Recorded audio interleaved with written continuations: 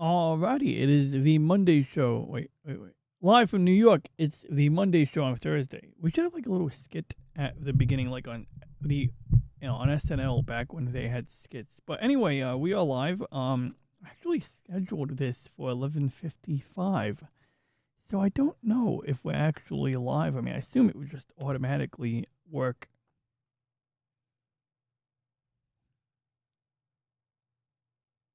We are live.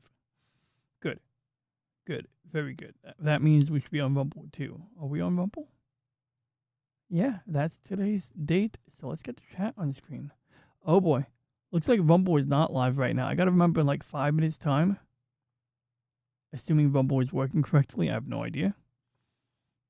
I guess I should have waited till 11:55 to start.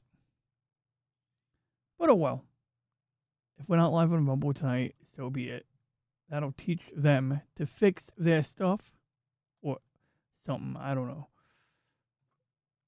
But let me get the Rumble chat up in case it works, because I would like to be on Rumble. At some point, I got to renew my Restream, and then we'll be unstoppable. Okay, I'm looking at my monitor. Give me a second.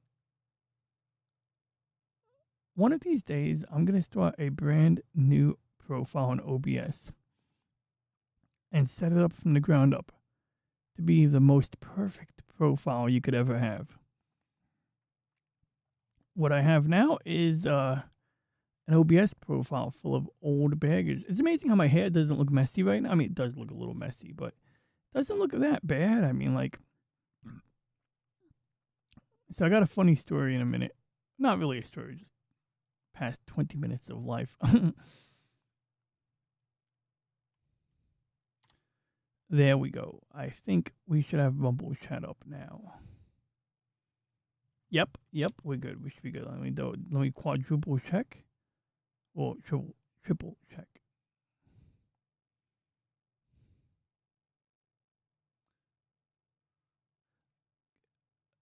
Somewhere on the upper right monitor, we should have something that says Rumble chat. Hey, where's Reggie? Oh, sorry, Reggie.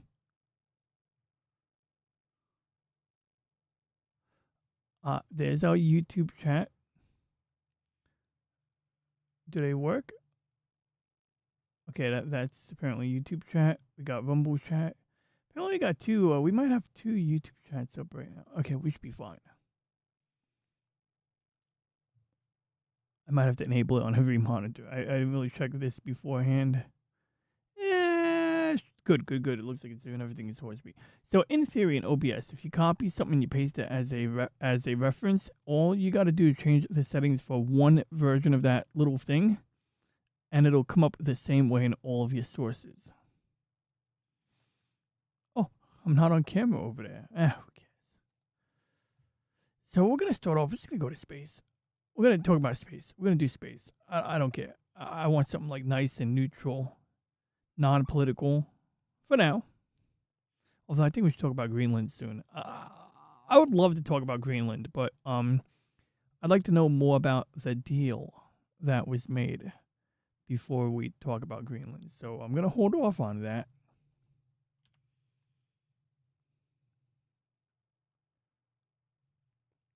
Oh, I gotta check something. How my AI generated video is doing. Ooh, there's 4 left. Okay, good. Are they coming out the way they should? I can't show you them though. They're really bad. Oh yeah. What the fuck? Okay, no, maybe not. I don't know what's going on here. Whoa. Okay, I don't care if this doesn't make sense. Oh my god. Okay, I can't show you what I just saw, but wow. Let's batch up like 4 more, 10 more. There we go. Might have some funny videos in a few days. All right. So got my Space Engine add-ons, but first, let me check the YouTube chat once more. Oh, good. Rumble is working. Oh my god. We got like 3 people here. 2 people here. Hey, what up, Pop Culture Mechanic? Good to see you. Pop Culture Mechanic runs a show called Trades Talk Tuesday. It's one of my favorite shows. I mean, he does other stuff too. I just don't wake up early on Saturday or Sunday. Well, I do wake up early on Sunday, but I'm also at work on Sunday, so, it's like a double-edged sword.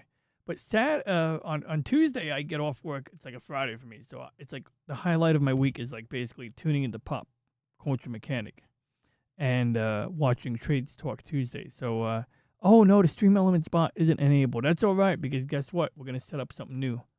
I'm gonna set up the Mix It Up bot, and luckily YouTube chat literally gives you that URL. It says at Pop Culture Mechanic. You literally do at Pop Culture Mechanic at the end of the YouTube.com / and you're gonna get his channel. So if you're interested, check him out. You really should. What's up, Orc? And we got Orc War Chief Review. Same thing. I don't need to drop the link for him either. I never added you to my Stream Elements bot, but if I did, it would be exclamation point Orc, and it was just like put your link up. But I want Mix It Up because apparently Mix It Up makes sounds when people say certain things, and knowing LCX's chat, holy cow, that shit is hilarious. So like on LCX's channel, you say like if I say ah, it'll be like a soundbite of L going ah, and it's like hilarious. So I don't know. I want to definitely like make a list of things to engineer. We're gonna get sound bites going. But you're gonna do space. I mean, I had other plans. Actually, speaking of other plans, I do have something to react to. I mean, we should go do space, but let me find where did I put the video? I set some stuff aside. So what happened was, I was. Oh, you guys can't hear the sound yet, can you? Okay. I was signing into ZJ Ronnie G because I needed a bot account. I needed an account that can control, I guess, act like a bot controller or something like that. It can send messages to the YouTube chat and accept commands and forward it to Mix It Up or something like that. So I used ZJ Ronnie G, which was an account I created a long time ago because, hey, what up, Jedi Master 2022? Yeah, we got Jedi Master. See, that's another person I got to add to the little chat command so I can like get his link to pop up automatically. I used to have working link. I used to be able to type the word Wade and that shit would pop up with a link to your channel. What up, Wade? Real Wade Nation Gaming Clips. Real Wade. I always forget your name. Real Wade Nation Gaming Recap. He's got like 5 channels now, so you gotta really like read that thing to make sure you get it right. Otherwise, I'll just like take Real Wade and add whatever I want to it. But yes, this one is Real Wade Nation Gaming Recap. He recaps games, I presume. Yeah, it's funny. I figure it's a two-way street, Wade. You know what I mean? Like, so if you're gonna give me some information that's sensitive to you, and I know it was sensitive to you, because you're gonna give me some other address. So I was like, bro, if you're gonna give me a fucking address, I'll give you my address. So at least now you know, like, if I dox you, you can dox me. Or if you dox me, I'm not gonna dox anyone. It's just like a whole legal quagmire, not doing that shit. Nah, but we homies, so it's okay. Like, I mean, what I mean is we homies, so, like, we don't have to worry about that stuff, you know? Like I said I'm gonna send you a Game Boy. I obviously need a place to send the Game Boy to. I have no fucking idea how P.O. Box works. I'm confident you probably don't know how a P.O. Box works either. But yo, Jedi Master, it's great seeing you. Thanks for letting me know about the Artemis rollout. So yeah, Jedi Master was able to tell me that the Artemis rocket was rolled out recently. And we should look into that a little bit, actually. That's actually a great topic to start on. But yo, Jedi Master, I know you're young at heart, but you like to go to bed early and, you know, be able to get a good night's sleep and all of that stuff. Plus, you're married, so you got to be able to wake up with a good night's sleep. I'm sure your wife's awesome, but jokes aside, have a good night, Jedi Master, and thanks for dropping by. He does actually a fun routine. He has a friend he sends to Snowdub channel called The Boss. He kind of like, he's like a puppet who talks like Donald Trump. He's like, I'm the boss, you know? It's pretty freaking cool. No confusion at all. I don't even know what you're talking about. Wait, no worries, buddy. So yeah, the Artemis rocket. Let's talk about that shit. Let's nerd out in the fucking rockets right now. It's like right up my alley, man. I could ramble about this shit for like the remainder of the hour. So, where do we begin? Looks mighty familiar, doesn't it? It's got that big orange fuel tank. Why does it have a big orange fuel tank? What is up with the big orange fuel tank? Let's take a look. Oh wait, let me Google it on my right monitor in case it auto-populates. Let's see what. Yeah, I'm gonna tell you guys the truth. I'm gonna begin typing the word space shuttle. I'm gonna see what. Oh, nothing came up bad in my thing. So I'm worried that if I start typing the word space up here, it's gonna auto-populate with like space porn or something like that. You know. So I've learned when I got into streaming to not like start typing crap up here. Oh, you guys can't see my hands. I'm doing the Italian thing. I'm like using my hands to talk. Oh God, that's too big. As I was saying, so what I would do is I type something in the address bar up here. Wait, up here. And if you start typing something up there, it starts auto completing like the craziest stuff you've ever done. So, for example, I remember I had like an Acer netbook, and anytime my friend went to like go to anything that started with a P, like Passaic, New Jersey court office, I don't know, he typed P, immediately Pornhub would come up. It's like he just like it didn't matter because he's like one of my best friends, so it didn't really matter that he saw that. But it was just like got me thinking. And then when I started streaming, I discovered when you start typing shit up there, it auto completes like God knows what. Oof. And the crazy thing is you gotta visit a website frequently for it to come up in the auto populate list. So you can't even like pretend that you visited the website once. Alright, so seriously though, crap. It didn't do I did a shift click. Let's do a shift click again. So I want to show you two versions of the American Space Shuttle. Because they are it's not two versions per se. Is this a big picture? Oh come on, that picture sucks. Apparently he can't have too many items. We're gonna get a nice, big, fat, juicy picture of STS-1. Yeah, there we go. Oh yeah. Yeah. There it is. All right. So this is STS-1, the first space shuttle launched in 1980. So basically built on the backs of 1980s technology. And one thing you're going to notice in a moment is that on STS-1, the fuel tank is white. Wait, why is the... Let me press F11 again. The fuel tank is white, not brown.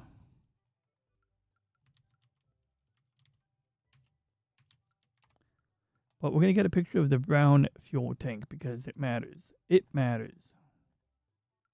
We just need a picture of the fuel tank. That's all we need. We don't need anything else. I do. Oh, good. That's adequate. Okay, that'll do. Okay. So there's STS-1 on the left.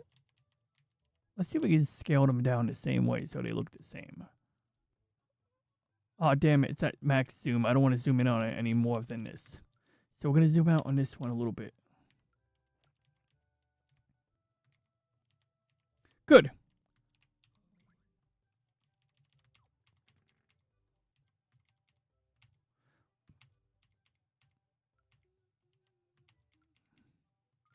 That was weird.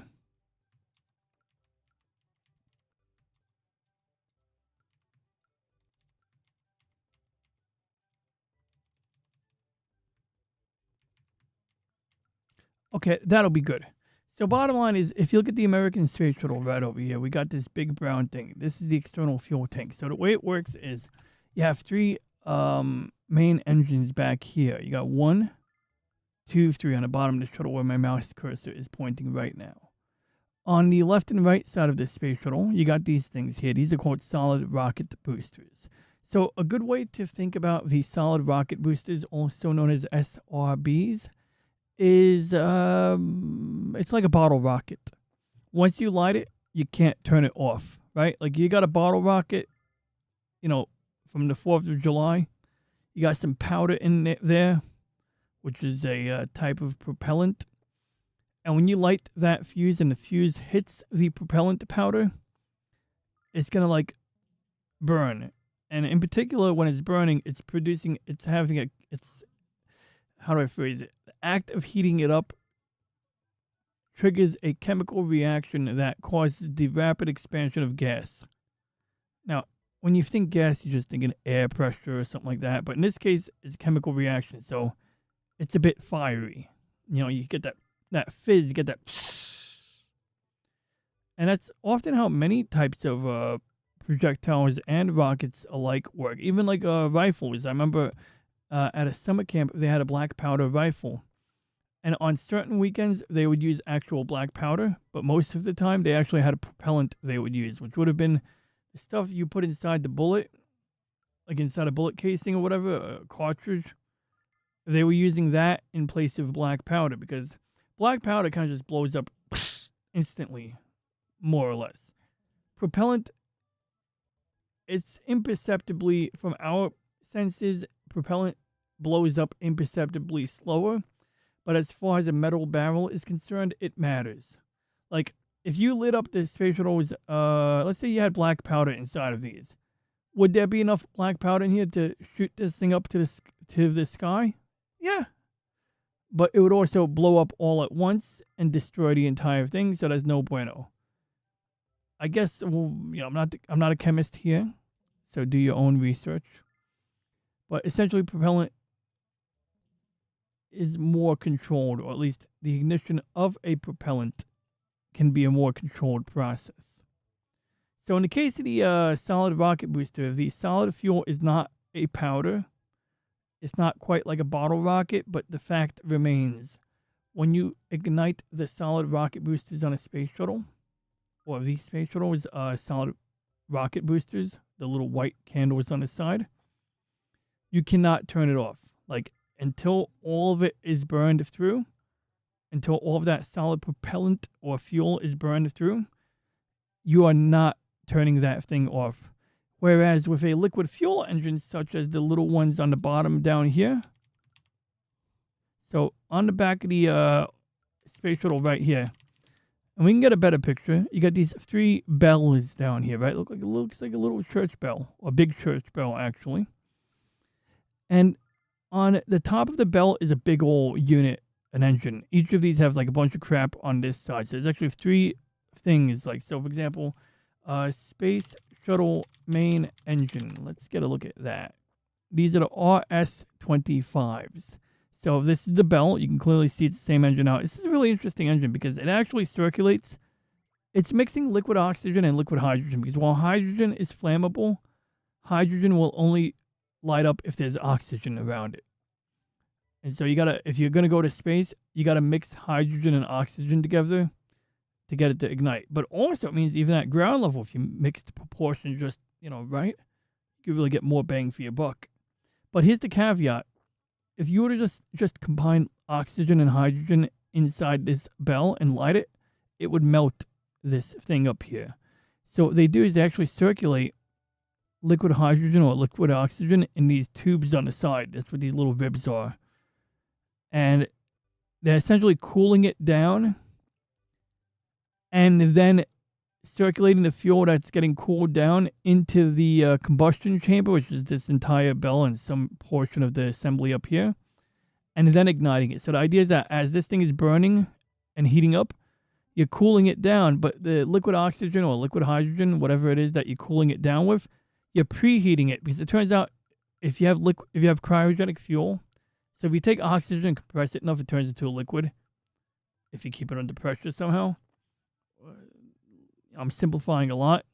But if you can heat it up right before you light it, it's going to burn better. So you got a dual use. You cool down the bell. I forgot what the term is. Funnel, whatever they call it. It's a different term for it. But you cool down the bell, and then you use the same stuff that you just used to cool it down to provide, something, whether it be oxygen or hydrogen, for the actual combustion. And these produce a lot of thrust, and those are the main engines. These are liquid-fueled engines. That's the key. So with a liquid-fueled engine, you can throttle it. You can turn it up and down. Depending on the type of setup, you can also turn it off and restart it. Although the space shuttle was not designed for that, during the Apollo program, they did have certain, engines that could be reignited midway through. SpaceX rockets, the Falcon 9, that absolutely needs the ability to reignite the engine in order to do a landing, right? So, just to give you an idea. But what matters is how this compares to Artemis.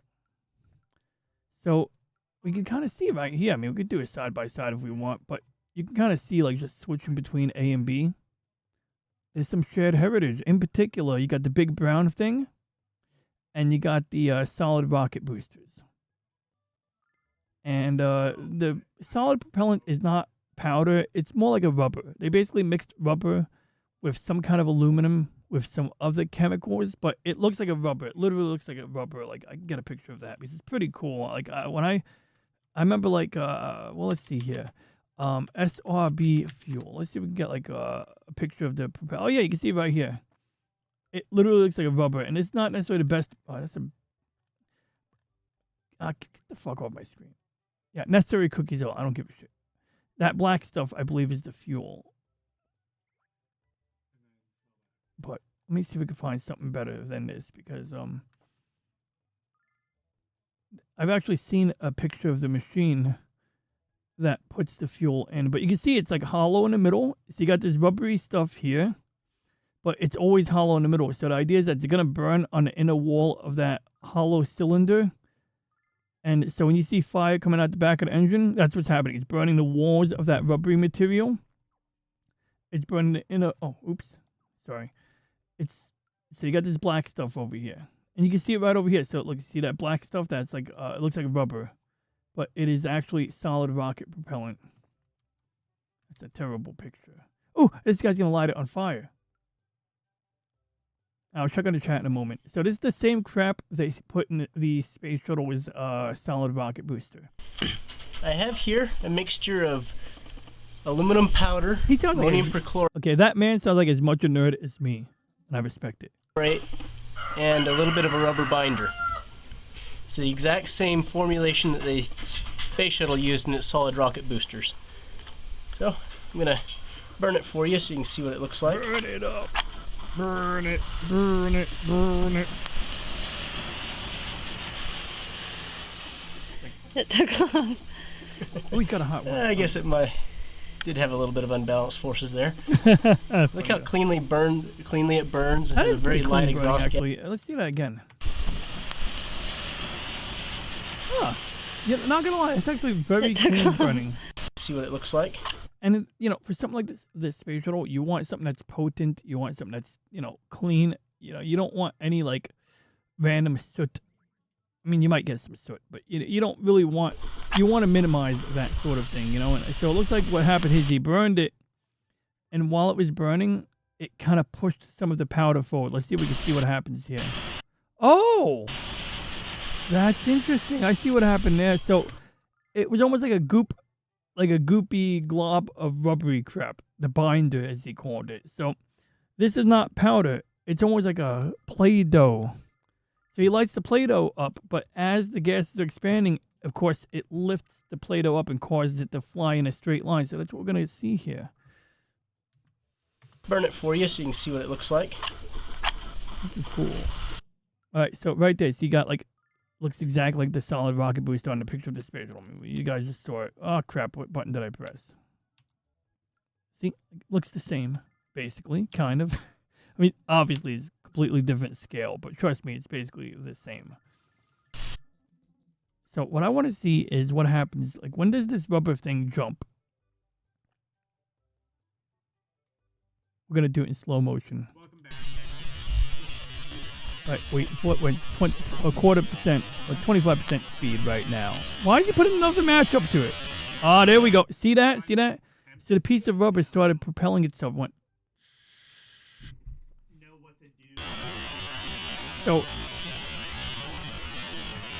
for some amount of time, for a number of seconds that we could probably literally count on screen, that little blob of rubbery binder and mix of chemicals did that and propelled its own weight across a piece of cement, a slab of cement, I guess you would call it. Cement or concrete? There's a difference, but we're not going to get into that right now. I think these optional side quests might not actually be optional. Because if I go like over. And why are we mentioning this? Well, bottom line is, this is basically based on space shuttle technology. The main difference with Artemis is the fuel tank is completely redesigned. So it uses the same insulating material. And that's what I was mentioning earlier was it's orange because that's the color of the insulation. That's the color of the insulation becomes when it's exposed to UV. And they need insulation because essentially underneath that orange stuff is something that as far as if you were to scale it down, it would be about the same thickness as a soda can. This is what it says. You know, like obviously this is only point something millimeters thick. So I think Obviously, at the size of a space shuttle, external fuel tank is going to be a little bit thicker. But if you were to scale it up and down, it'd basically be about as thick as this, and proportionally able to handle a certain amount of pressure. I believe is actually. And when they're about to launch the space shuttle, they have this little beanie hood. In fact, you can see it right over here. This little thing over here on the left on the tower. This actually is like a little beanie that goes on top of the orange fuel tank. I know it looks brown. Brown, orange, whatever. I don't know. It looks kind of like both. Brown and orange are kind of the same thing in this case. But the beanie hood, whatever you call it, the hood, I guess they call it the vent hood, it does two things. It allows them to top off the fuel as it evaporates. Because when you take liquid oxygen or liquid hydrogen, even at room temperature, it's going to boil and evaporate. And so some people might ask, well, why not just seal up the tank and not let it leak? Well, it turns out as it boils off, the pressure gets higher and it can blow up the fuel tank. So what they do is they vent it and they just periodically add more fuel to it until like 5 minutes or so many minutes before. I think it's about 5 minutes before they launch, they stop adding fuel to the tank. And then anything excess of a certain amount of pressure is going to get vented out. But as long as like that 5 minutes accounts for the amount of fuel that they actually need, they're good to go. So you got two things going on here. You got the solid rocket boosters, you got the main engine. So when the space shuttle is about to launch, the three engines use liquid oxygen from the top portion of the tank and liquid hydrogen, which takes up the majority of the bottom, in order to create a mixture of fuel that goes through these three engines down here. So yeah, the shuttle literally carries engines that it doesn't carry fuel. It gets all of the fuel from the cigar. At the same time, or actually about a few seconds after they ignite the three engines, so right before space shuttle takes off, the three engines ignite, and you'll actually see it tip over a little bit. And then assuming the three main engines are working correctly, only then do they ignite the solid rocket boosters. And then they have a couple of explosive bolts on the base of the solid rocket boosters that lock it to the ground or to the launch pad. And only when those explosive bolts go off does the thing actually go up. And Artemis works on the same principle. Same principle here. So main difference with Artemis is the solid rocket boosters are a little bit taller. They actually have one more segment. So if you see these little black lines or little white lines on the side, that's because they can be taken apart and reassembled in a stack. Artemis has a slightly taller one. Another thing that was interesting to me was, we're going to get a close-up of this. Artemis has the semi-quincentennial livery printed on it. So it might be hard to see here, but we're going to find it. And you can see those have the NASA worm. They call this the NASA worm. The NASA logo, when it's written like this, they call that the worm. Not even kidding, that's the thing, yeah? And you can even see it next to the launch pad. You see this big spherical tank. It's there for a reason. It allows them, like right before launch, they have to constantly take the liquid oxygen or liquid hydrogen and pump it into the tank. That's why you got that big tank right over there. The water, on the other hand, is, I believe, there for the water deluge system. So when you ignite the main engines, you get so much vibration, it could literally shake the space shuttle apart.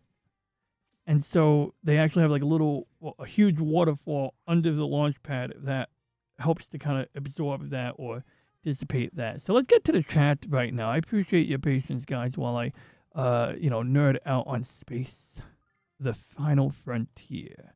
And we'll let this video play in the background while we do that. I don't hear any audio. I don't even know if this video has any audio. It doesn't really matter. I'll check it real quick just to be sure of that we're not muting audio. No, we're good here. There's no audio here. So I do want to say hello to Troy Pichelli. Last call with Troy Pichelli. Hope Netta is doing well too. The Padawannabe. Oh my God, I gotta get Padawannabe on sometime and hang out. Yeah, right. The space shuttle was cool. Honestly, I admit, I think it was a bit of a waste of money. Like, I think there were better ways to do the whole space thing, because essentially, this, as someone pointed out once, the space shuttle is like a truck, and oftentimes you don't need a truck. So we built a space truck when we didn't need one. The other challenge was when the space shuttle was created, there was an expectation that, and what's up, Alan Copeland? I see Alan C1701.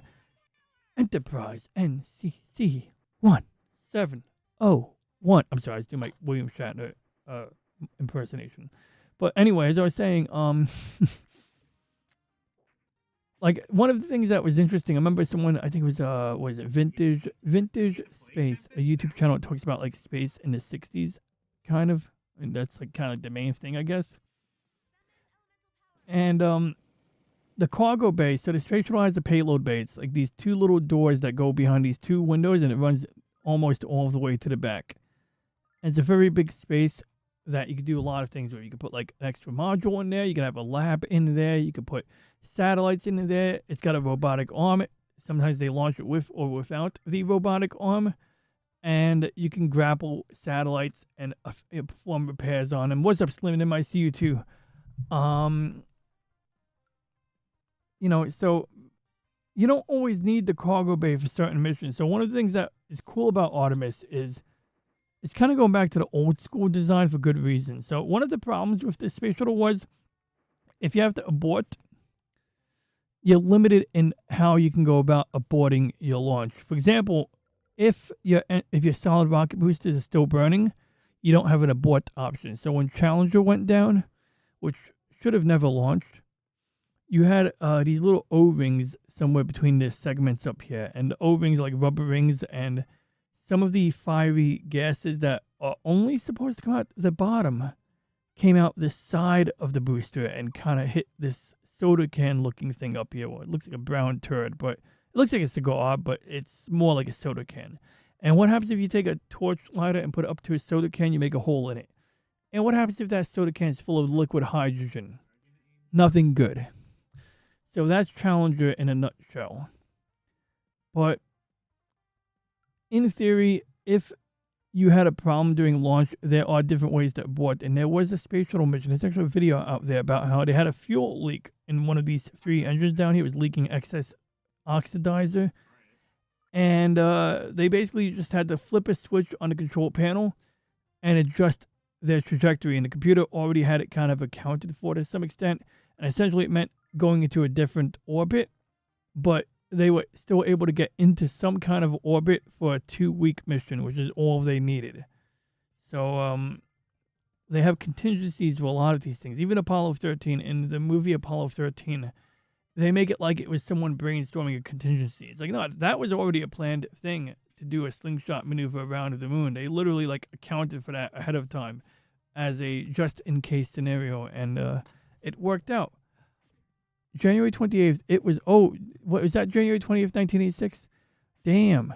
I was in my mom's belly at the time. It's good to see you, to witness. Tell Snow I said hi, too. My POV, I came in with no idea what I'm seeing, and I think, oh, it's David Bowie from Twin Peaks, The Return. I don't care if you're referring to my hair or exhaust. I was laughing at my own hair, to be honest, Troy. But the rocket exhaust, that makes more sense. That does make more sense. But when you said David Bowie, I'm totally thinking my hair here. So at one point, what's crazy is I went to sign into my ZJ Ronnie G YouTube account. And when I did, they were like, we need to verify your age. So like, you can give us your ID or a selfie. And we'll use AI to figure out if you're an adult. So, like, I'm not giving you my fucking ID. So, I'll take a fucking selfie. Because what are you going to do with a selfie? Like, who cares if someone steals my selfie? I fucking don't want them to have my photo ID and then get compromised. I mean, it's more of a problem with Discord. But I do want to say hello to Gamaglio. That's a weird name. Gamaglio. Man, it sounds familiar. What's up, Greg? It's good to see you, bro. I shouldn't say your first name out loud. But hey, it's good to see you. It's literally my bro. Like, literally, not like my bro from the hood. That's like literally my brother.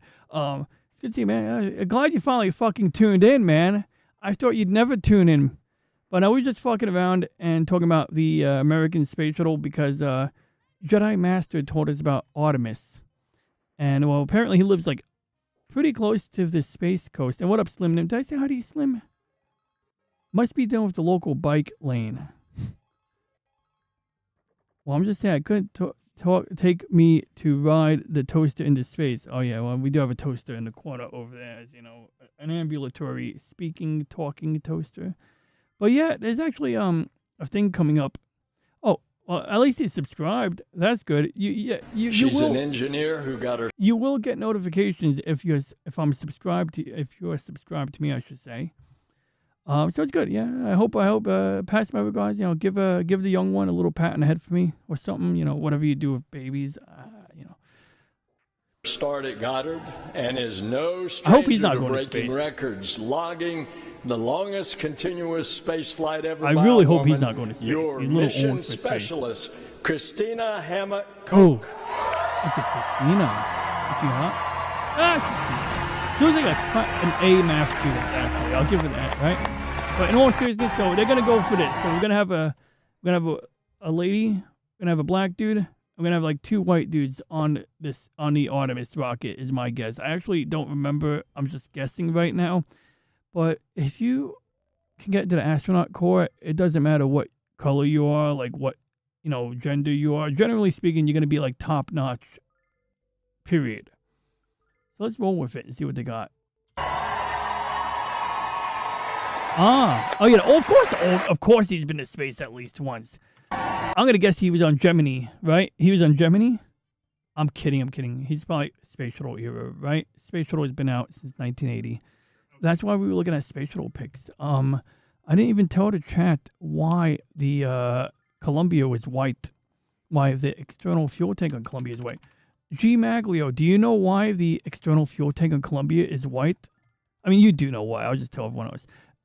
Correct me if I'm wrong. It's my understanding the external fuel tank on Columbia is white because they wanted like a layer of paint to kind of hold the insulating foam together.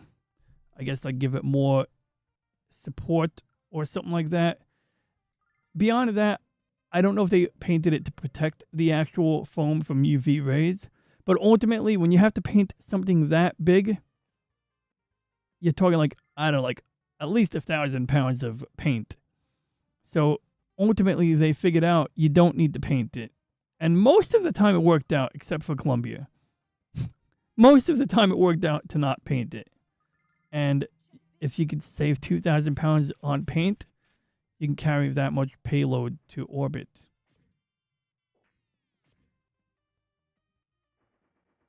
Go, go, go.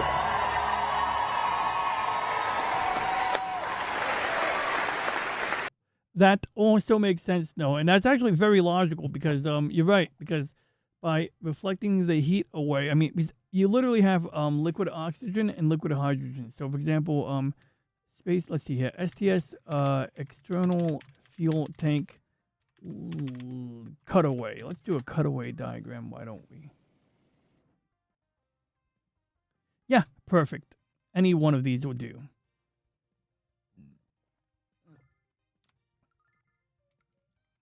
And it's some cool videos of I love the videos when you see the solid when you see the SRB separating and you see the camera angle from the rocket booster and you just see the space shuttle attached to the fuel tank. That shit looks, I don't know, it just looks really cool. So it's true, you're kind of right, because I think you are right, because the bottom part of the fuel tank is all for liquid hydrogen, and then everything above around this point right over here is liquid oxygen, or somewhere around this region here, because liquid hydrogen just takes up more volume. So essentially an even proportion of the two means about 1/3 of the tank or 1/4 of the tank is oxygen and the rest of it is hydrogen. And then you mix them together between these two pipes. You actually have pipes that are labeled liquid hydrogen, let's see, liquid oxygen feed line. And somewhere else there's a liquid hydrogen pipe. I guess it's on the bottom. Anyway, you know, obviously the oxygen tank is way up here, so you need to have a pipe going all the way down.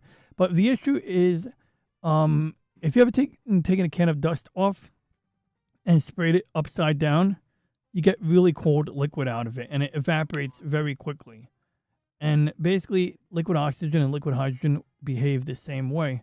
So Yeah, that kind of makes sense that not only does paint maybe add some rigidity to the foam or make it more, give it better structural integrity or better structural properties, but you don't want to paint it black. Let's just say that. If you painted it black, that would be like the opposite of what they would want, because painting the tank black when the sunlight hits it, especially right before launch, you're going to have more rapid boil off, meaning the liquid hydrogen or cryogenic fuel and oxidizers are going to evaporate, and they got to vent it out the top, because this thing is not strong enough to hold all of that pressure.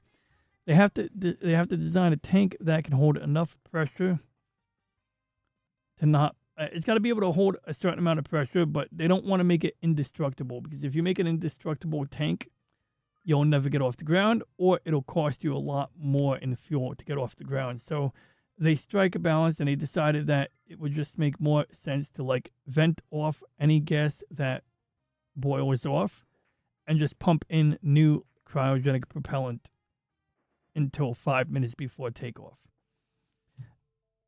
Now, apparently they decided that getting rid of the white paint wasn't going to be a problem for the sunlight. Maybe they figured out that they could pump enough fuel in there in a timely manner. And probably the cost of pumping new fuel in there versus, versus painting it. Like, yeah, painting it might reduce the amount of fuel you're boiling off, but the weight of the paint is going to cost you more. So that's my theory. I have no idea, to be honest. I gotta have to research it, but that's my hypothesis based on what I do know about that. Let's see what these guys got in store.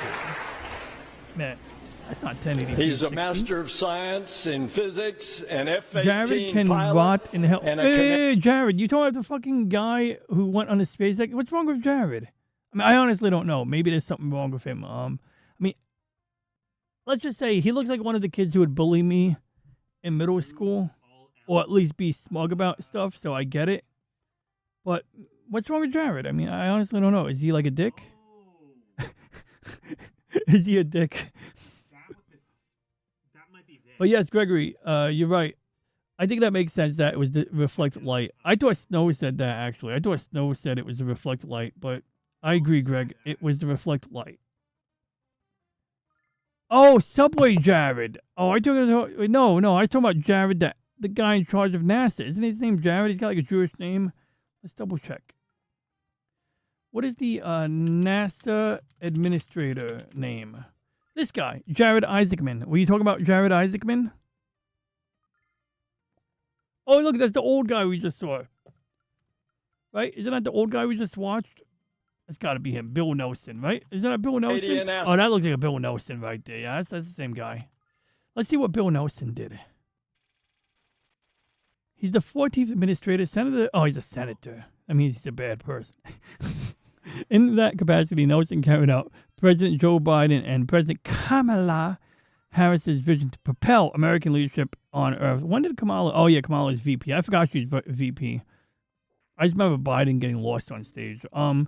Under Nelson's leadership, NASA made the quantum leap. I said quantum, to explore, discover, and inspire the world into a golden age driven by, oh God, it's fucking corpo speak, and collaboration, all while bringing real, tangible, okay, I don't care, a fifth-generation Floridian whose ancestors came to Florida in 1829. So after the conquistadors, Nelson represented the state for 18 years in the U.S. Senate. Oh, he represented Florida, so he might actually be cool. He served on the key committees, including ranking member of the Senate Commerce Committee and chairman of subcommittees on science and space in both. Was he an astronaut? I just want to know if he's an astronaut. NASA laid the foundation for the American astronaut. Was Bill Nelson an astronaut? Was Bill Nelson an astronaut? That's all I care about right now, right? Yes, Bill was an astronaut. He flew on Space Shuttle Columbia in 1986. He got lucky. My God, he got lucky. He could have gotten on Columbia like a month later. I don't know, 6 months later. I don't know what the launch cadence was, but he'd be dead. But luckily, he launched before Challenger. Is there So he flew on STS-61C. I don't know what the C means in this context. Be like a festival or something that they're talking We should look up the picture of the Saudi Arabian astronaut. That guy's funny. That's a fucking great picture right there. Look at these motherfuckers. It's so corny. Someone was talking about like a festival. I need to get that model kit right there. Something I can do to make that. Oh, look, they got Chekhov. They got Chekhov from Star Trek. They got Bill Gates' cousin. They got Mark Zuckerberg Sr. Okay, I'm sorry. I'm going to stop making fun of people's facial appearances. I'm sorry. I'm just trolling. But that's a cool model kit. We got the 80s stash. Which one's Bill Nelson? That's got to be Bill Nelson, right? Oh, yes, it's Bill. That's him. That's the old guy in the back right there. This looks like a fair place to croon. Bill blackmailed his way to space during the... Oh, shit, he blackmailed... Of course a senator would do that, or a future senator would do that. Fuss. Bridenstine set what they meant by that all up. What did Bridenstine do? Biden. Joe Biden is an enemy of America, freedom, and all children everywhere. Well, yeah. I mean, I remember right before he got, right before he ran for office, there was a video going around of him groping kids in the Senate, whatever. Damn it, why is my thing not doing the shuffle? There we go. And, he's, touching and stroking their hair, and it was just fucking creepy. And the day he announced his candidacy, I couldn't find that video for the life of me.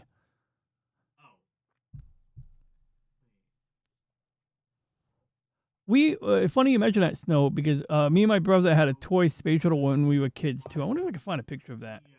Let's see if I can find a picture of the toy space shuttle. Yeah, opening up a new browser window. Toy space shuttle, early 90s. Not early O's, early 90s. I misspelled 90s. Early 90s. That doesn't quite look like... I think it might be this one. Is it this one? No, I don't think it's that one. But let's see. I want to see the one with the ejecting SRBs. I'm sure this won't be good enough. With red button, separate SRBs. Oh, man, I don't know where it is, man. But we had this dope toy. It was a space shuttle, and it had a big red button on the actual orbiter. So it was like one of these. But it had a big red button on it, like on the actual white part, the orbiter. And when you press that button, the fuel tank, the big orange thing, or brown, and the white candlesticks, the solid rocket boosters would just fly off of that thing. And just a great way to misplace the parts. Yeah, but also a very cool toy. You were right to be concerned. You vaguely, yeah. I mean, it was just a random. We had no idea what we had, dude. We had no idea how cool of a toy we had back then. Greg says I vaguely remember it. Yeah, I got it in 1985. Oh, what did you get in 1985? I made a huge commit to the ARC. Oh, I'm going to play a game. I can't wait. I'm going to play a game right the fuck now. I swear. Yo, I'm getting my ass clobbered in Elle's game. But Elle gave me a secret. She told me how to... Well, I can figure it out, but she told me just go to the HTML code and change the ice to 1,000. And then you can just kill all of the enemies all day from the beginning of the game. In fact, at one point I was playing her game. I'm standing in one place, just killing enemies around me. It's yeah, totally cheated my way through that part. But I get to the 20-minute mark in her game, and then I just get clobbered by the fucking I don't even know if it's the boss. I think it's one of the shadow people, pew-pewing me to death or something, you know. But yes, we're gonna play Javodian AMS. Let's do that. I like that. Let's do it. I like this game. It's a great game. It's a great game. It's a tremendous game. It's very tremendous. It's a very tremendous game. Oh, yeah, I'm sorry. I was doing my Donald Trump imitation. It's a tremendous game. Very good. Very good. It's tremendous and very good. And I just want to say, I give an ovation to Snow for a great game. It was tremendous. It was very tremendous. Very good. All right, we're going to play it in a second. I just got my gamepad here. I'm just checking my gamepad. Yeah, it looks like it works. Hey, how's my audio? Is my audio good? I feel like my audio is a little bit like testing one. I'm going to make it louder. Testing 1, 2, testing. Uno, dos, tres, cinco, cinco, seis. All right, we should be good. All right. Talk about waiting to go for a walk. Great. What did Anatoly Soliev do? Let's find out. We're gonna Google Anatoly. What up, Slim Nim? You're supposed to be safe. Ooh, is he one of the poor bastards that had to jump out of a Vostok capsule and bail out on the way down? Because that's fucking cool. Yo, I love looking at Yuri Gagarin's capsule. That motherfucker had to bail out at like 10,000 feet and parachute down the rest of the way. He did not land. He parachuted down. He did have like a sort of like a, I wouldn't call it a pod. It was more like a pod mounted to a big metal cylinder. So, I mean, I guess you can argue that counts as a spacecraft of sorts. So what did Anatoly Soloviev do? Anatoly Yakovlevich Soloviev, born in 1948, is a retired Latvian and Soviet cosmonaut and pilot. Soloviev holds the world record of the number of spacewalks before. Was he on Mir? I feel like he was on Mir. He had to be on Mir, right? He was on Mir? I bet. Oh, it doesn't say. Oh, there we go. Yep. See, he was definitely on Mir. Of course he was on Mir. Space station Mir. You know, the Russian space station that smelled like musky cigar smoke. With singing like that. I got it in 19. Oh, you got something in 1985. I got it in 1985. Oh, you got a space shuttle model at Kennedy Space Center in 1985. Shit, man, I thought you were my generation. That's okay. It's good to hang out with you all the same. I got to go inside all the authentic models. An original space shuttle model to build.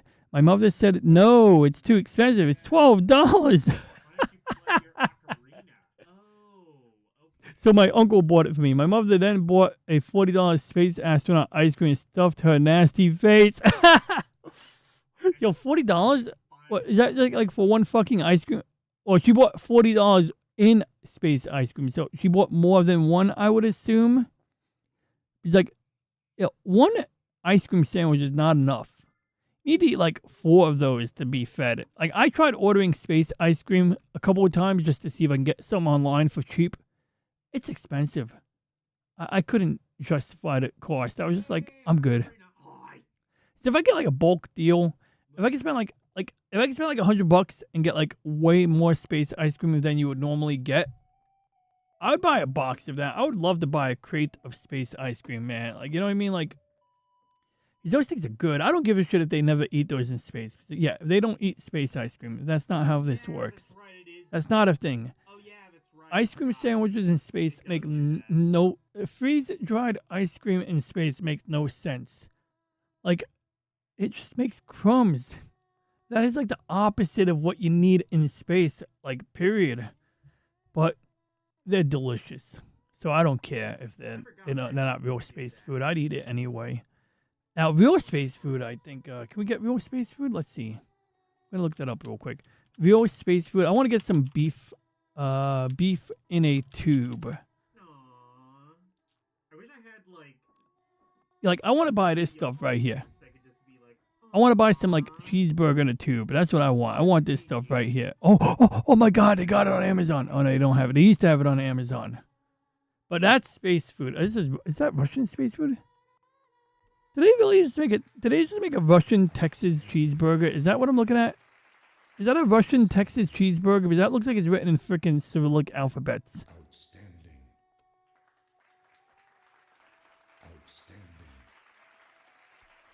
I'm very confused on what... This must be like an aftermarket product. This can't be like real space food.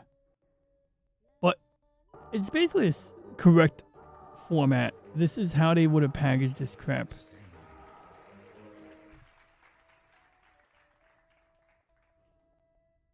I got background noise coming from somewhere right now. I don't even know where it's coming from. I'm going to close some... Oh, Logan is streaming. Let's mute that for now.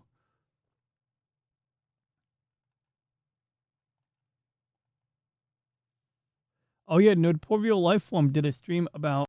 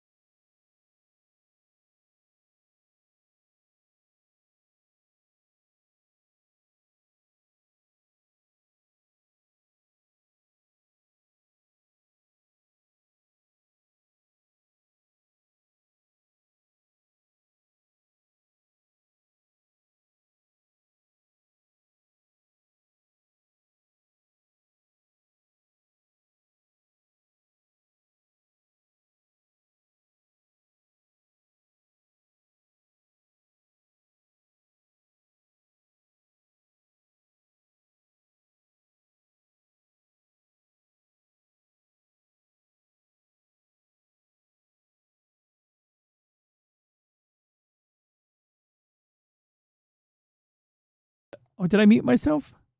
Oh, thank you, Snow. Thank you. I appreciate the alert. That's huge. So as I was saying, thanks again, Snow.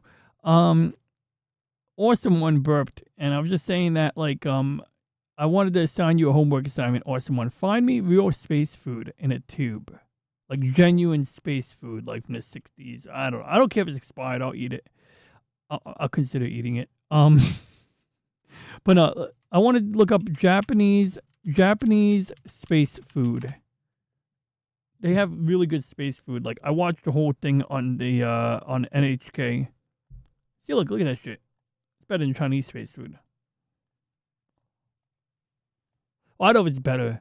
Like the Chinese recently made a big old affair about putting fucking dumplings or chicken wings in an oven. But it's like one, you're shipping the bones up to space. So you got to recycle everything in space. So having bones is not inefficient. Like they should have at least done boneless wings. You know what I mean? Like. 皆さんこんにちは。JAXA 宇宙 Konnichiwa. He's saying hello. He's from JAXA, the Japanese Space Agency. 飛行士の若田光一です。今国際 His name is Kawata. K Wakata K. But why does he have two names? Let's 宇 keep 宙ステ going. ーションの、希望 He's on the International Space Station. I heard him say space station. That word I understood. 日本実験棟の中から皆さんにお話をしています。宇宙飛行士が毎日元気で、He's 仕事 Genki. をして He いく says he's doing pretty good up there. ためには、しっかり栄養をとっていかなければいけません。JAXA は、日本の Something about JAXA. メーカー、食品メーカーの皆さんと協力して、長期滞在先日 STS-119 で、アメリカの太陽電池 One of those food items is American. パネルの、基部構造 S119 で、アメリカの太陽電池パネルの実 STS-119 で、アメリカの太陽電池パネル Okay, so he's eating some Americano Taiyandenshi something. I don't know what a Taiyandenshi is, but it looks like cookies. It looks like oatmeal. In fact, it says it right there. Cooked something. Let me see. I'm going to lean up to my screen. Yeah, I can't read that. I don't think the resolution is there. I installed a new browser add-on recently. Oh, I uninstalled the browser add-on because it wasn't that good. I have one in Chrome that lets me zoom in on videos, but パ anyway. ネルの、基部構造を取り付けたときに Space その is 成功を fake, 祝って guys. みんなで I love 食べ when た people say space is fake. お赤 It's like, 飯 okay, それから show こ me ち how ら you の get 方 fake は、 5 minutes of this. 日本のわかめスープですね There's no Mata, suction in Usava. space, so why tubes? Which tubes are you talking about? That's a good question. I'm curious. I would love to answer the question. Delicious pink in color. Yeah, protein nutrient paste, exactly. Particulate matter is easy to control as the packets would integrate before eating. Yeah, liquid death. Yeah. Oh, you got an Erector set? Yeah, we had an Erector set when we were kids. It was an Erector set of R2-D2 that moved That's freaking cool. We might have to find a video of that in a little while. Yeah, burger in a tube, right? It's like borderline nasty, but I totally would try it. Like, I think they had roast beef in a tube during the early Gemini missions. Or the other one, was it Mercury? Which it did not go to Mercury. It was just, low orbit or suborbit or something like that. But anyway, yeah, they had beef in a tube. Yep. I think they had roast beef in a tube. Something like that. 卵スープ、またお吸い物、それから You can see some liquid in that one with it. It looks like ぐるっと flat. It 回 looks ってみ like ますと seed.、こちらにはおかゆがあったり、この辺はカレーですね。私のは使って緑茶。 They're all labeled. The resolution is not there. Oh, is he in Kibo? Is he in Kibo? I think he's in Kibo. Kibo is the coolest part of the space station. So behind him is a little mini airlock, and they can actually put experiments on like a table, push them out into the vacuum of space, and use robotic manipulator arms to like position them on an exposed platform. So let's say you want to do an experiment. You want to find out what happens to polyester when you put it in space for like 6 weeks. That's literally what that airlock behind him does. 一緒に食べてみたいと思います。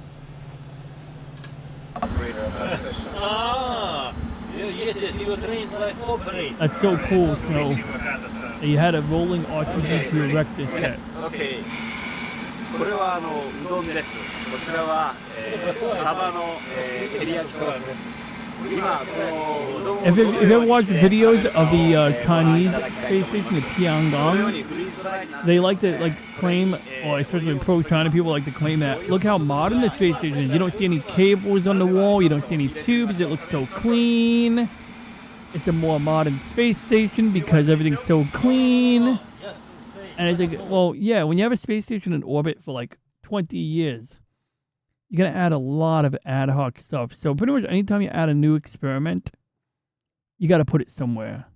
And then every experiment needs to be powered or hooked up to something. And once you hook up that experiment, like let's say you hook up like a camera for spectrographic analysis. Like let's say you're doing spectroscopy with a certain type of camera. Once you hook that up, you're not trying to unhook it. Once you hook it up and you zip tie those cables down, you're leaving that shit. It's going to add more experiments. And if you ever need that camera again, well, you already have a zip tied somewhere. So that's kind of like what happens with the ISS. Yes, we are filming now. Sometimes we are swearing. Oh, look at that. Look at that. His pen holder is upside down. And that's okay because he's floating anyway, right? Swear, yeah, we're filming right now. Yeah, we're filming now. それでは今から、このうどんに、お湯を注ぎます。 Why is that thing strapped to the wall? Oh, he's heating it up. Or he's adding water. How cool is that you just float above the people eating? Like, imagine like having lunch in a tight space and being able to float over the other people. It's pretty cool. 5回ですね。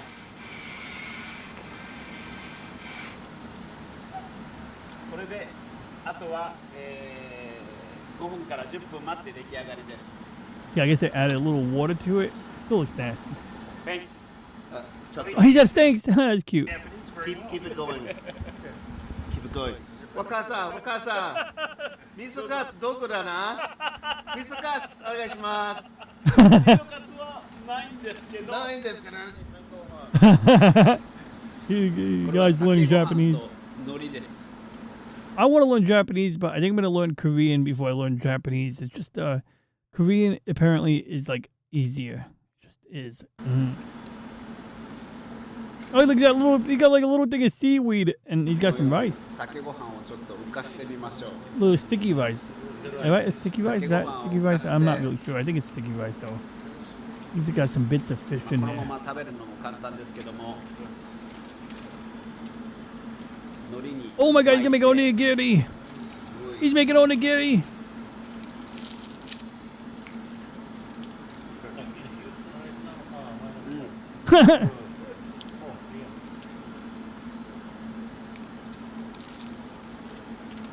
海苔に巻いて食べるとまたこの酒ご飯も最高です。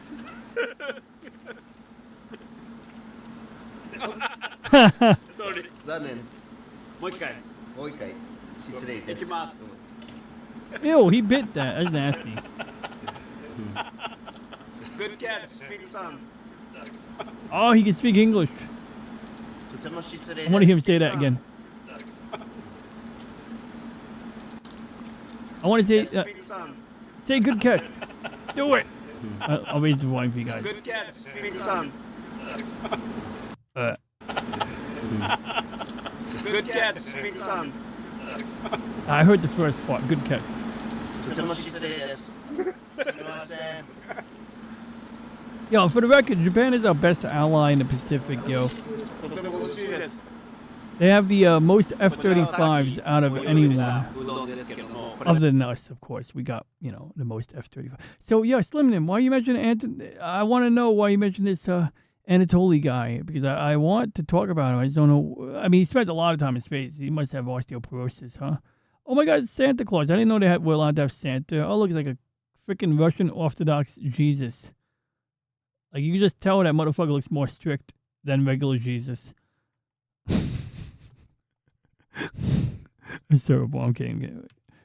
All right, let's play Javonian. By the way, what does Javonian mean? It's like, I know Jovian means Jupiter.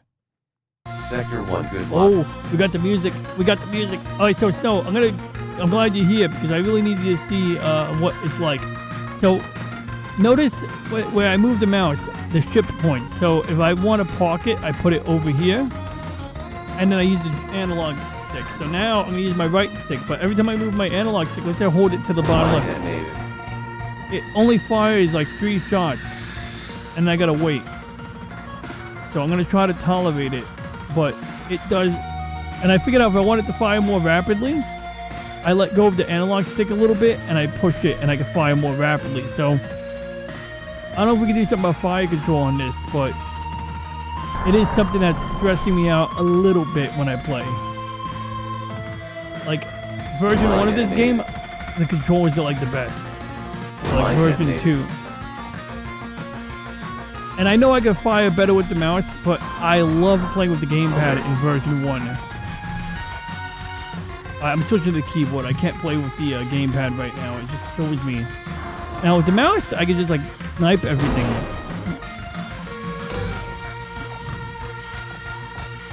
Let's see how far I get.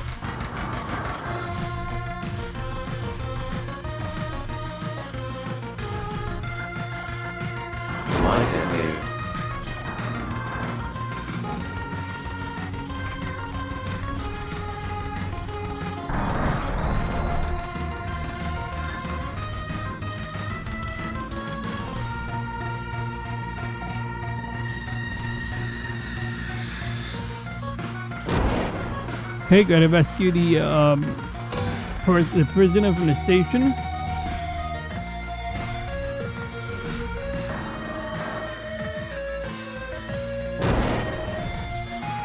Okay, we got a second prisoner. Every station can only carry 1 prisoner, which suits me fine.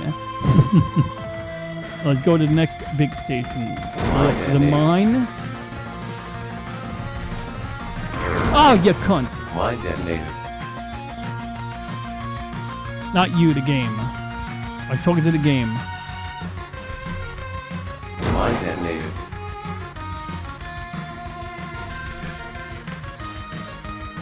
Like, I love the controls in version 1, or whatever version I'm playing that has good controls, but why am I not playing version 1? Because I love seeing the enemy fighters in a formation. I think that's cool. Like, when they fly in a V formation, that's super cool.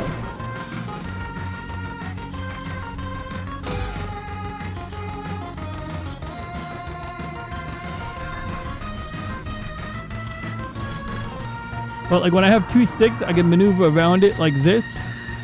I just have a way more like, I don't know, like I can do way more brazen stuff. I feel like an actual starfighter pilot when I'm using a gamepad. Ah shit, the dragon is coming after me, that motherfucker. Oh shit, we're getting some sound issues here. I mean, mostly they've been fixed. I think the reason I had sound issues Oh my god, the dragon growls now? The dragon growls? Oh my god.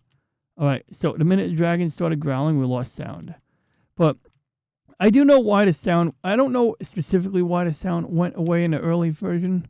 But my theory is that when I fired the main gun too aggressively, it just creates too many sound. It's playing the same sound bite back to back. And I think that overwhelms something and it just gives up. Sector clear. Warp engaged. It taunts you on. It taunts you, yes. Sector 2, good luck. Yeah, I love doing that. I loved outrunning my own bullets in version 1. That's half the fun right there. Is what I would do, Snow, is I would fire my own bullets in version 1, and I would do a spread, like, along the side. I'd create, like, a horizontal spread of bullets, and I could, like, sweep opponents. Like, I wouldn't slow down. I'd just fly past them while firing. I would strafe things like a madman. Now, I mean, I can use the trackball and be very precise, like fire from far away. But it's a different experience. It's not bad, it's just different. And I just loved the experience of using the 2-stick configuration. Whereas right now, if I do dual sticks right now, I'm going to die sooner than later because it distracts me because, like, I can even demonstrate. I'll blow up another station and I'll demonstrate what I mean.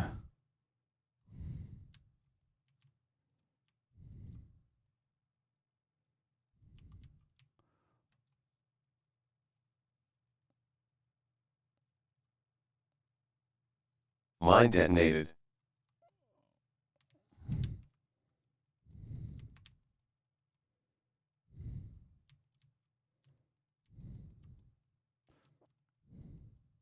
Alright, so now I'm going to go back to game. So let's say I want to blow up an asteroid, right? So there's two problems. In the old version of the game, I can fire in any direction and there's no limit. But in this one, you can see how the mouse dictates where the thing points. But it's not really an issue because you can see I can just tell the ship to point down. But now let's say I hold the stick to resist the direction of the mouse pointer. It can fire 3 shots. I guess it's not that bad. Right now it's behaving pretty good. But it don't feel quite... Something feels off when I do it this way, you know? Might be able to... So let's say I want to blow up this asteroid while flying around. So in the old version, I used to be able to, like, fly around it and do this. And it's just... The timing, there's a delay with the firing because... I don't know. And the auto-fire, why don't I use auto-fire? Let me show you. So auto-fire fires automatically when I'm flying. Oh, I get out with my own bullets now. Kind of. Yeah. So auto-fire, it's almost... if we could have auto-fire while also having the right stick controlling the fire... Ah, shit. See, this is why I don't use auto-fire either. Let's go back to the mouse now. I might play the old version before the night is up. Move the reticle... Oh, okay, I'll try that. Let's see. Oh. It still goes in the direction of where the reticle last was, so... Time. So, for instance, no. Oh, crap. Give me a second. Let me dispatch some enemies.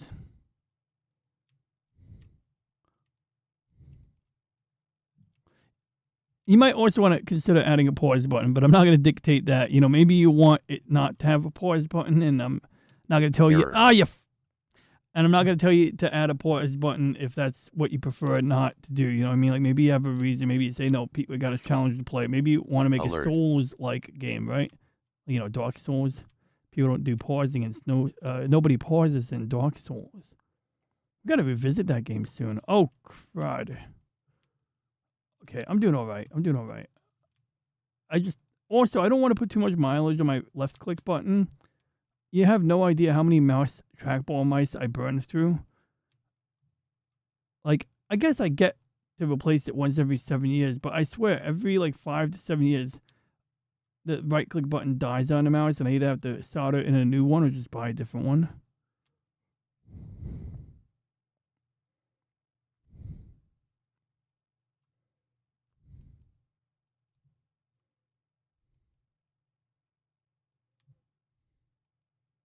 Alert.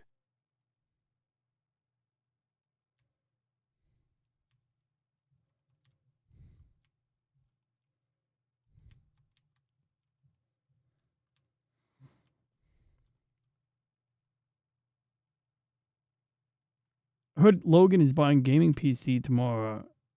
Mine detonated.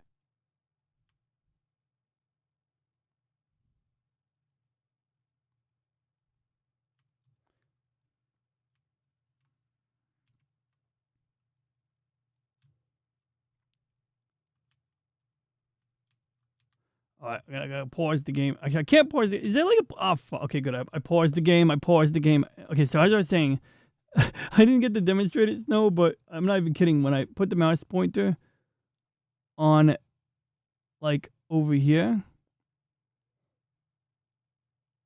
Like, basically, because I have the multi-monitors here. When I put the mouse pointer on any of the monitor, like over here, it's gonna point the thingy in the direction of this monitor. That's what it's going to do. It's going to point it here.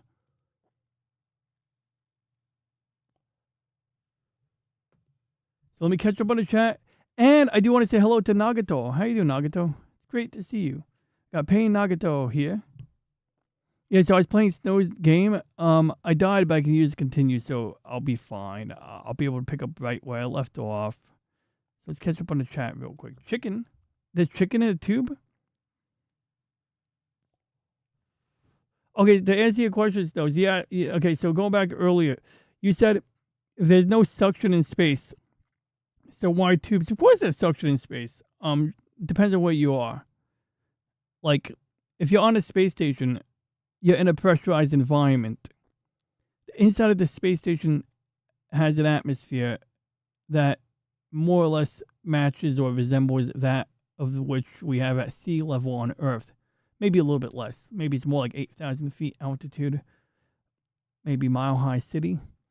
But bottom line is that absolutely there's suction in space. What there isn't in space is gravity. Suction absolutely works in space. And you can prove it because if you open up an airlock on this space station without depressurizing the airlock, you will get blown out that airlock, right? The air in that compartment will be like, oh, there's lower pressure outside the door. Let's go over there. In fact, it'll begin pushing its way out as soon as that seal is compromised. It won't even need the door to be open. It just needs to be like unlocked.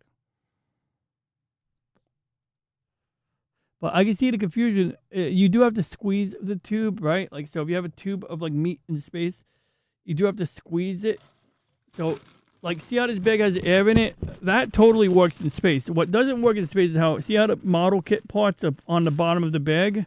That wouldn't happen in space. If this bag had more air in it,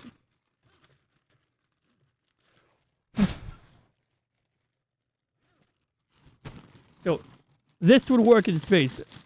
That would not be a problem, especially on a space station. This would not be a problem. But the toys, they wouldn't float to the bottom. They'd be floating, you know, like maybe over here. You know, see now it's upside down. If I was to flip this bag over while I was in space, the parts would probably still stay up here. See how that piece just fell down? That wouldn't necessarily happen in space unless I spun it just right and created some centrifugal force. That's a Gundam shield I painted a while ago. It looks pretty dope. So anyway, if I wanted to eat food out of this bag, I would just have to squeeze this side first. And it's just like when you're low on toothpaste and you roll the bag up. I'm not going to eat the plastic right now. Just, you know, demonstrating for demonstrating purposes. R2-D2. Oh, you said that.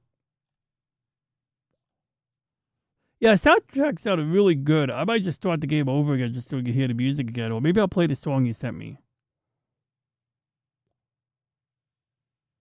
Yes, Canvas has 5 layers max. Huh.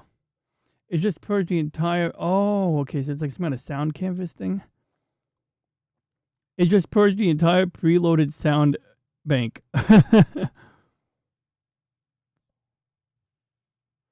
Move the reticle. So yeah, it reads the position of the mouse and adjusts for dominance. Oh, that's interesting. The top of the screen, off the game window, please. Oh, okay, I'll try that. Okay, I didn't do that yet.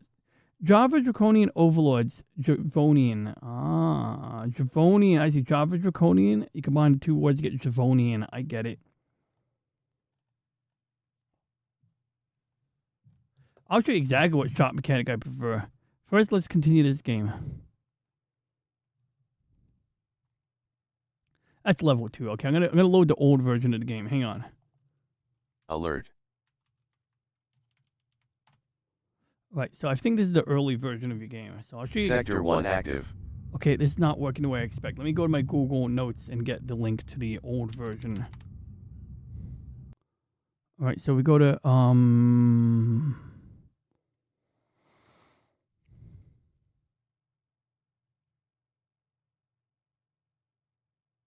probably name it Draconian in the end.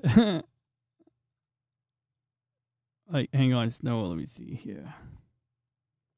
All right, Snow. Sector 1 active. So, I love this mechanic. It's like there's no mouse control, and I could care less about mouse input, although I'm sure some people would. But I can fly around, right?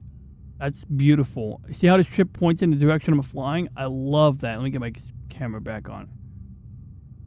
I want you to see this. So I'm using my right stick, and it... Oh, crap. I gotta click on the window. There we go. I love that. Oh, man, that's like paradise to me, Snow. You have no idea like how much I love the feel of that. Then, I fire. So I don't care what direction the ship is pointed. Okay, I don't care if I'm pointing in the wrong direction. I want to be able to aim my turret at that mine if I want. Now, maybe... Mine detonated. And look how rapidly I can fire it. Like, oh, it's like instant. So now, we're going to go and dispatch some enemy bases the way I'm accustomed to doing it. Or at least the way I like doing it. So, this is not as easy as the mouse. But when you hit something... What the hell is it? Is that a dragon? I've never heard that sound before. Mine detonated. Base destroyed. Oh, maybe I never had the volume so loud.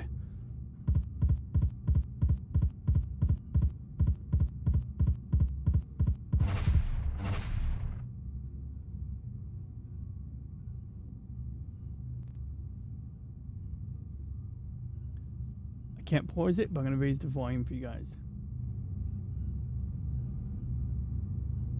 There we go. I'm a starfighter pilot again.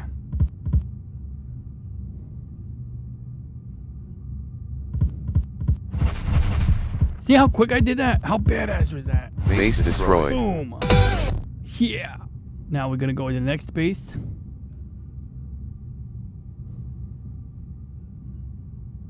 But this version doesn't have the cool... Condition red. It doesn't have the cool... Oh, crap.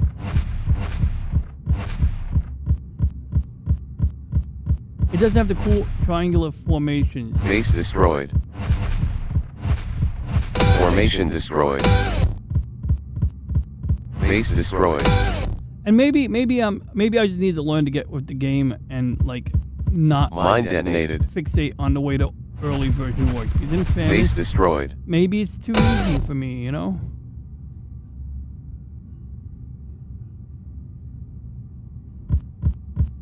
Look at that, watch this. Boom! So I've never taken out more than 2 turrets at a time, but Base destroyed. my dream is to do that like clotheslining routine and take out like multiple turrets at once. Mine detonated. Now, interestingly, I think it Mine fires detonated. straighter in the new version, but I think that's half the fun is like dealing with the physics of the way to... There we go. See how cool that was? How cool was that? Now, oh Dragon shit! detected. I've never heard the dragon Condition make red. noise before. Maybe I Sector never had the clear. volume up. Warp drive charged. Sector 2 active. So now, Mine detonated. Mine detonated. oh, I took out 2 turrets. You saw that? Now here's the problem with this. I'm going to show you. Base Now I'm going to destroyed. show you what I like about the new version. Now that I've shown you what I like about the old version, Mine detonated. I'm going to show you what I like about the new version. So watch this here. So I'm going to fire at the turret on... I'm going to fire... See that? See that? Did you just see how I destroyed a turret on the opposite side of the station? I'm going to do it again. Base destroyed. That you can't do that in the new version. And honestly, I'm okay with that because like I get that the station is a bulk of metal. So you shouldn't be able to fire through the station into a component on the other Base side of the destroyed. station. I mean, it's not a Condition deal red. breaker, but Mine it is a detonated. thing that makes the later versions of your game better. That the fact that you cannot fire through the station. Mine detonated.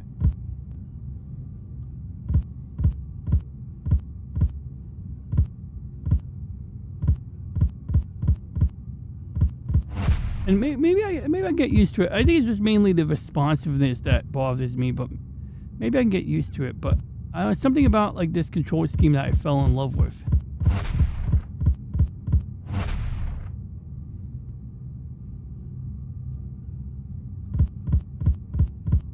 Oh.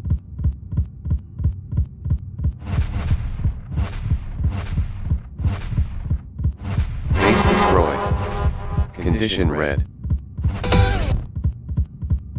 Base destroyed.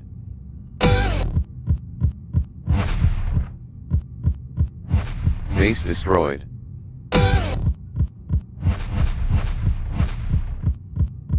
Formation destroyed. I got to level 2 pretty quickly.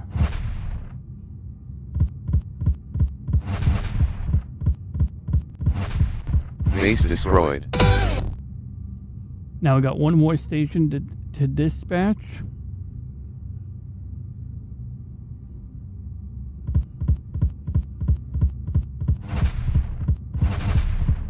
Base destroyed.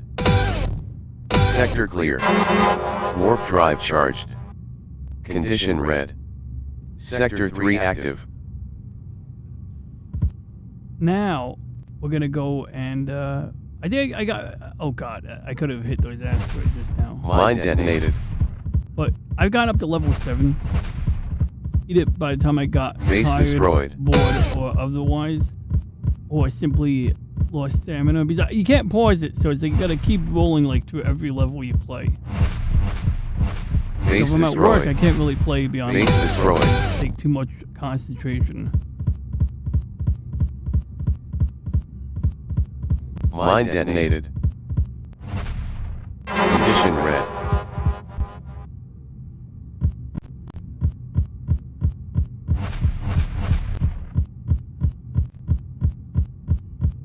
Base destroyed.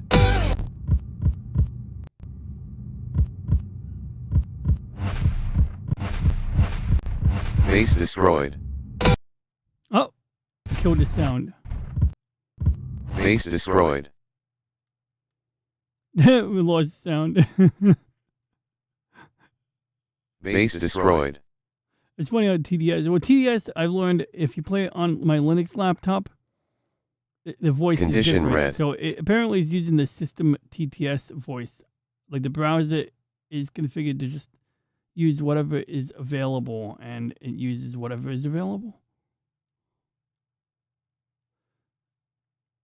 Critical Ah, the damage. fuck.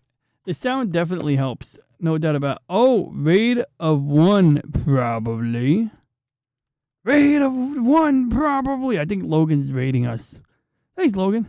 Thanks for the raid. I appreciate that.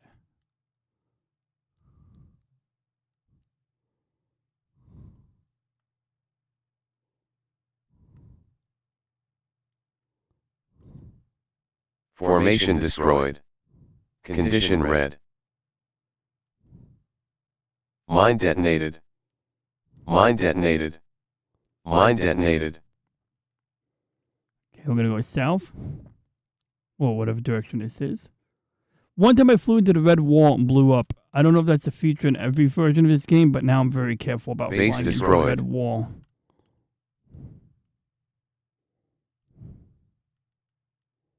Formation destroyed. Mine detonated. Warning. Dragon detected. Condition red.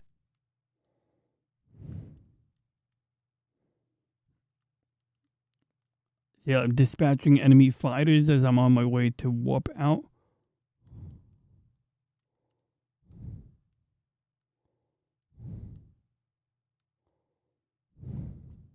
Oh crap. There's one more station. Okay, I didn't blow up. That's good.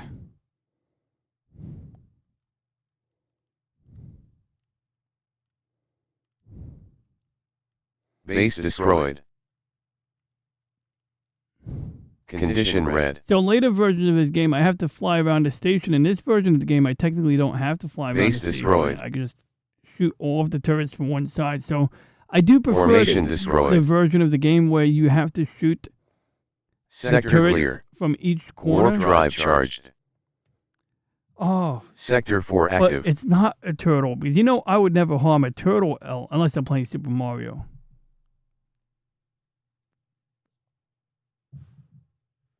Ah, I see. It's making a fresh call to the TTS every time. Interesting. Mine detonated. What's up, Game Gear Goddess? I gotta get my Mine detonated. ass kicked in your game next. And by kicked, I mean I might not get my ass kicked. Condition red. Because I updated the code. Base destroyed. I'll probably Control Z to change this before I start.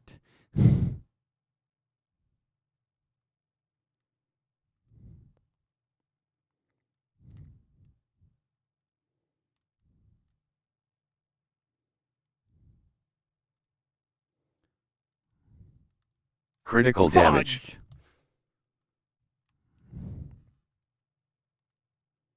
Formation destroyed. Condition red.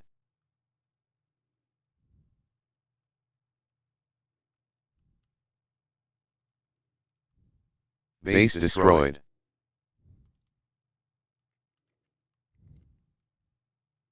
Formation destroyed. Mine detonated.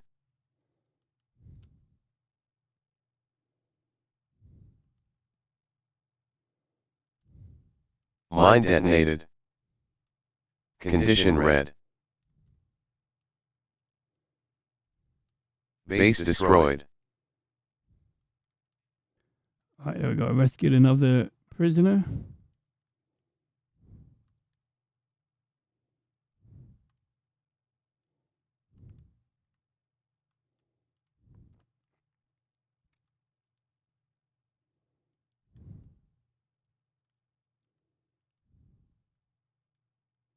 Condition red. Base destroyed. And that's another thing. I like the homing missiles on the later version. It definitely adds a challenge. But when I feel like the controls have been handicapped, it's like dealing with the missiles is like, ugh. But they are a cool addition. Formation destroyed. I don't even want to know what it took you to code the missiles. Was that challenging? Actually, I do want to know. Warning. At least in a high Dragon level detected. overview, I want to know. Condition Obviously, I don't want to red. describe blow by blow how you did it, but I am curious how you kind of did it. You know what I mean? Like,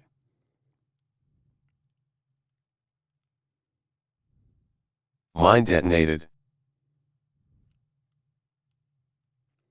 so I don't know. I have a Mine real, detonated. it's just a real pleasure to play it with the two sticks in this particular version. But in the later versions, it doesn't feel right. Base destroyed. Like, Condition I don't red. care what direction the ship is pointing when I'm firing, because the way I see it, if I was like flying certain types of planes, the turret could be pointed in any direction. Especially a space plane is going to be larger. Base destroyed.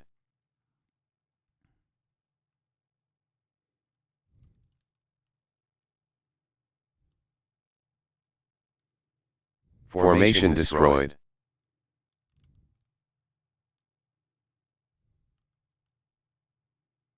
Condition red.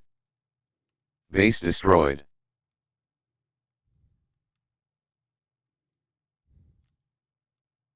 Base destroyed. All right.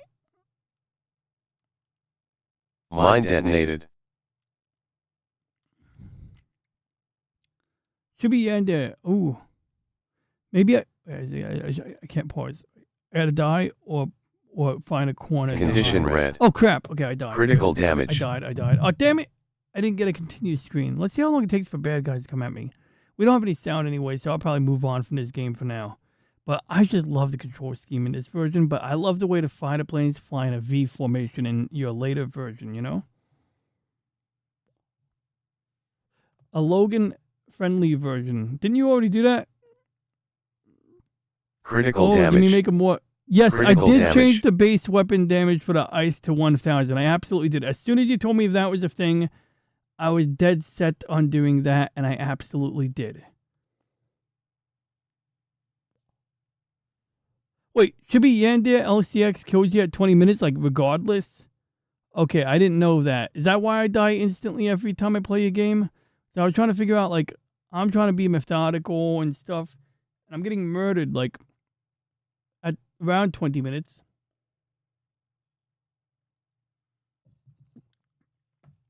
Ooh, I gotta leave a comment. I gotta leave a comment on Nerdporio Lifeform. Speaking of Clint films, if we are speaking, if directed by counts, I tremendously enjoyed Letters from Iwo Jima and Flags of Our Fathers. After viewing the former, I read about Kiribayashi, and honestly, he was probably one of the best men in the best men of rank, high-ranking men, Imperial Japan. So true. So General Kiribayashi, we talked about him weeks ago. He's probably one of the few imperial generals, imperial Japanese generals who are not assholes. Just like straight up, he was not a dick. Not a dick. General Kiribayashi, his tombstone says, not a dick. Yeah, I was wondering about that too. Homing missiles. Well, you don't fire your own homing missiles. No, they fire homing missiles at you. So in other words, the enemy fires the homing missiles at me, and I have to dodge them. Or luckily, you can blow them up. Then, like with the exception of these three, he shoots one of their gas tanks so that so they can't use that bike, and then he steals the other one. But there's a point where after him riding all that time, they try to catch a train because.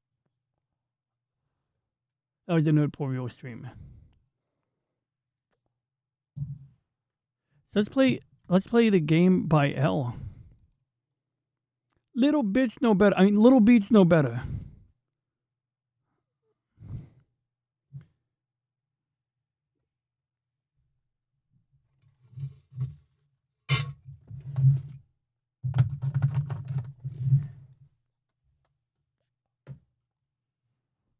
I'm gonna play with this with the mouse as soon as I find my mouse point. I thought about doing this on my drawing tablet, by the way. I'm very tempted to do this on my drawing tablet. I feel like that could be very interesting. Where's the music? We don't have any music.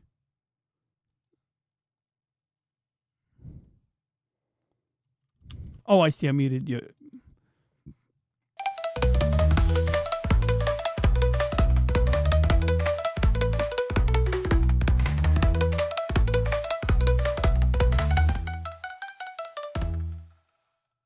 So, this is what happens when you cheat. I'm going to show you how to cheat. Wait, why do I hear music twice?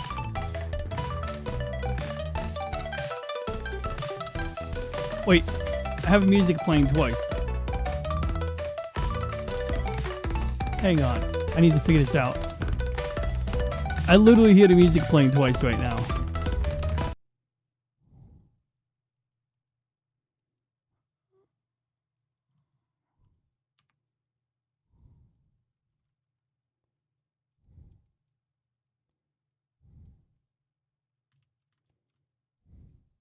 Wait, I have a running browser tab somewhere.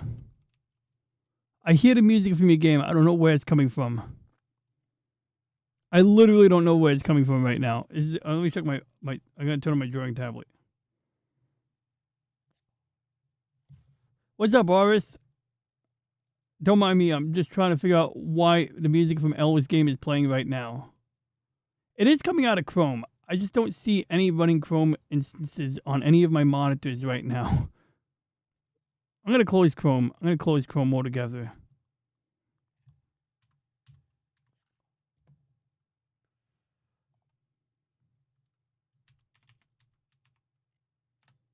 Okay, we're reopening up Chrome. I just closed it so you don't see my full name, even though I've had it on stream 1,000 times. We'll open it like this. We'll close this one here. I'm going to reopen Ella's game right here. There we go.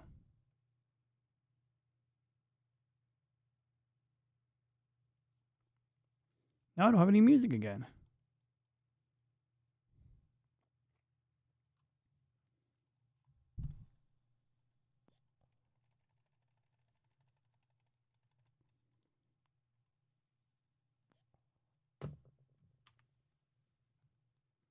Yeah, I'll show you. I'll have to. I can undo the changes, but I'll show you what I did. So I do like the pointer. I do like the pointer a lot. I just cut him down. It's like totally cheating. I can just stand in one place and take him down. It's just terrible. I'm gonna undo the changes in a minute. I'm gonna make this harder.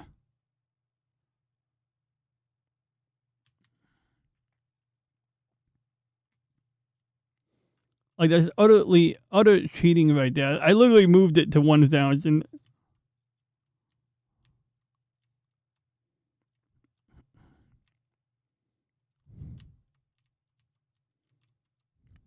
And then I guess I upgrade lightning. So you do lightning and ice. Because the ice you're already cheating.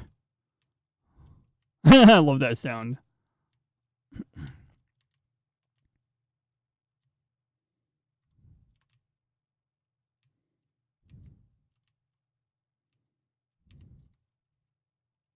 We'll get some arcane.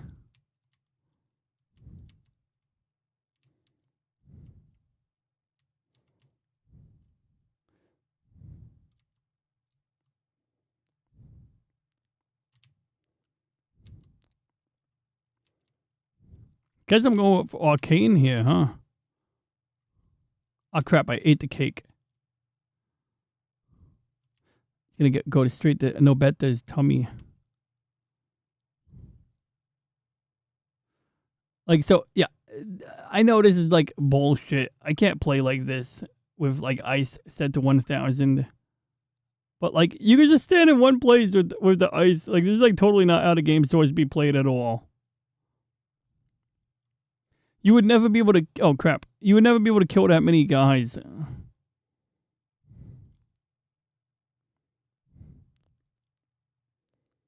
Like, I don't have to move. I bet I could stand in one place for like 20 minutes and survive. And then if I run low in health, I just pick up more cake. In fact, let's go pick up more cake now.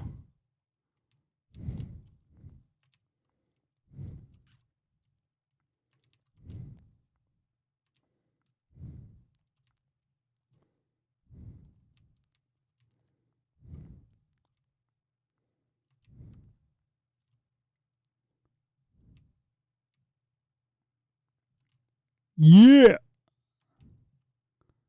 Let's do it. Let's fucking do it. Okay, I'm gonna change the settings. I'm gonna wait till I die and then I'll change the settings. Okay, actually, no, I gotta change the settings at 11:35, 1:35. I'll change the settings.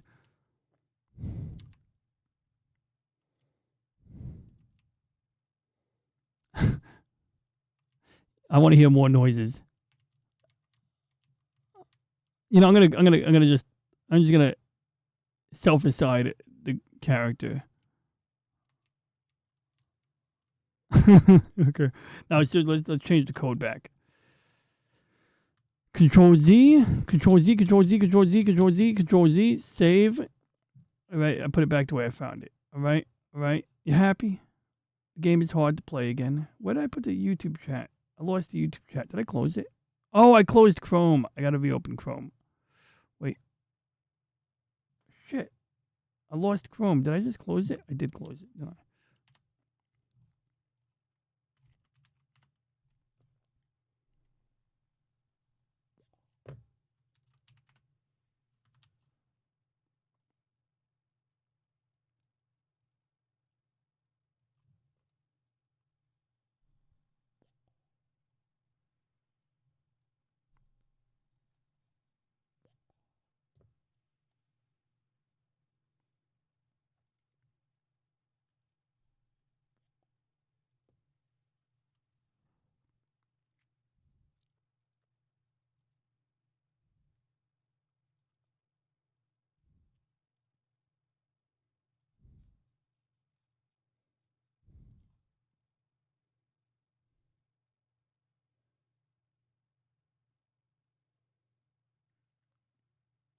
So as we were saying, well, I know music. There was music for a minute.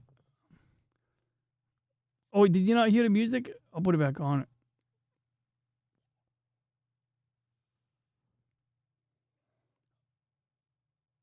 Sure, at OBTP mode.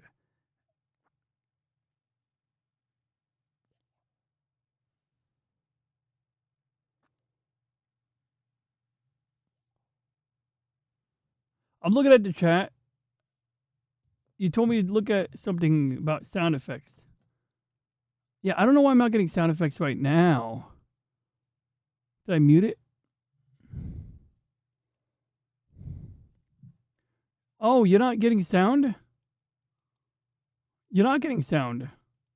That's weird. That is weird. You're not getting sound? Here, we'll fix that. Yo, it's so weird. You're supposed to get sound right now, you know.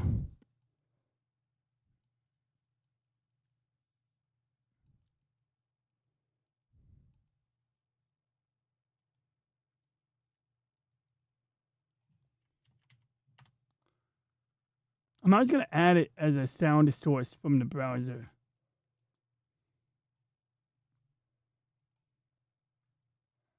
Yo, that's weird. There's no sound coming out of Chrome right now. I can hear it, yeah, but I'm not about this shit. No, you guys need to hear the sound too. I'll play it in Firefox if I have to. I'll just play it in Firefox.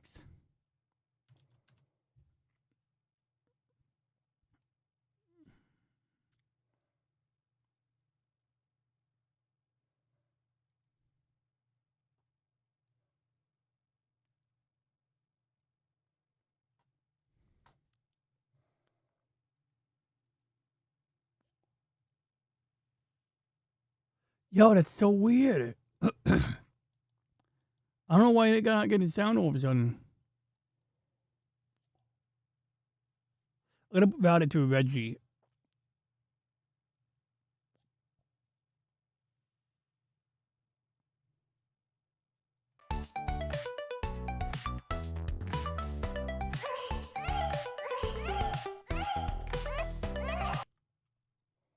Right.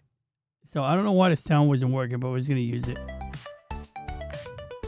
You should get sound now. Let me know if it's low. I mean, I got a lot of cables, but I don't think it's the cables that's the cause. That's a software issue. But I'm not about to restart the OBS during a stream either. But I do have a lot of cables.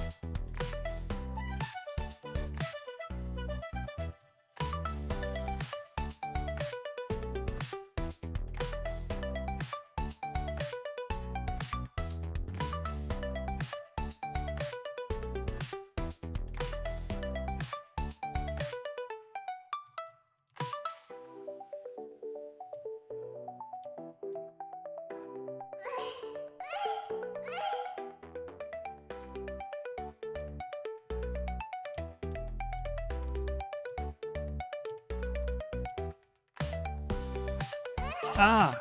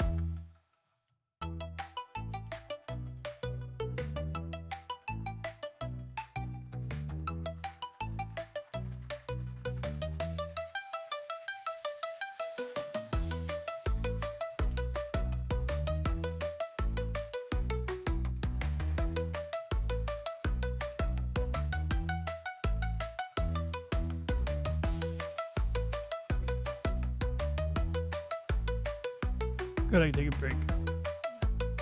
Reminds you of Smash TV OST.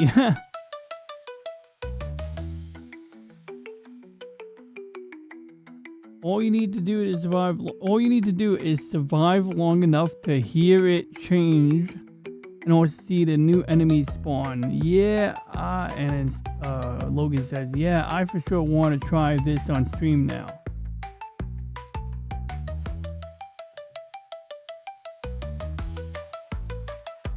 Ah! The sounds are great.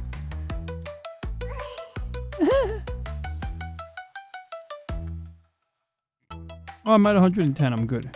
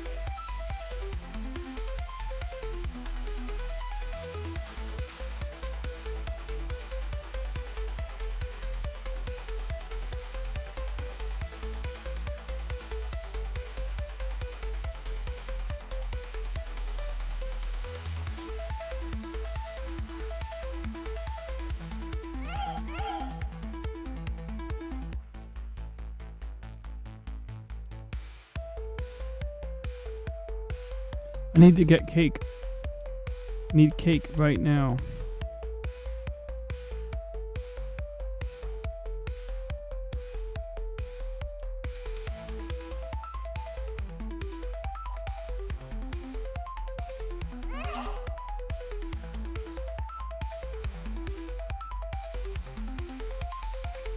Ah, shit, I'm getting hit.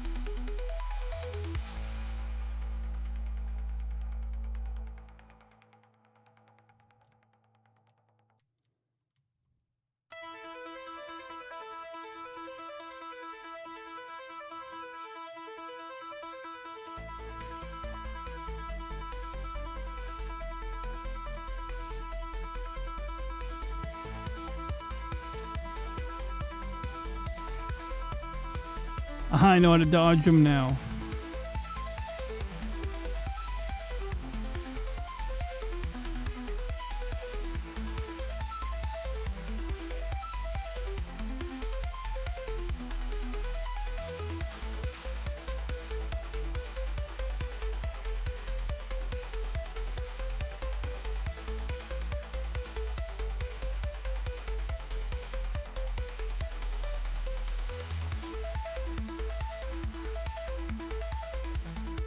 Murder bears!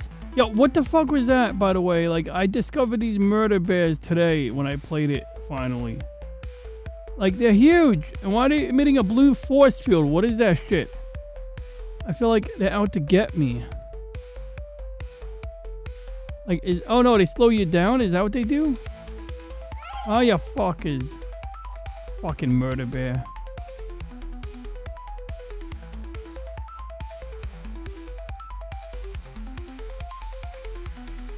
And then I can't even hit the fucker with lightning because every other enemy comes. Why can't I hit him with lightning? And where's my mouse? Oh, I lost my mouse. I see. That's my bad.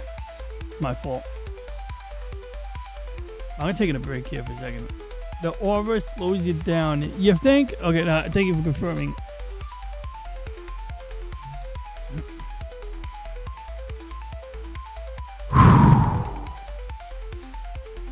I need to take a breather for a minute, yo. Should I have turrets that spin around the base? Maybe put a vulnerability zone on the base that you can shoot instead of... No, I like the 4 turrets. I think I personally like the 4 turrets. I also like how in later versions of the game, the bulk of the base blocks your firing so that, you know, like, it gives you a bit of a challenge. You gotta actually shoot the turrets on the correct side. I like that. I think it makes it appropriately challenging still.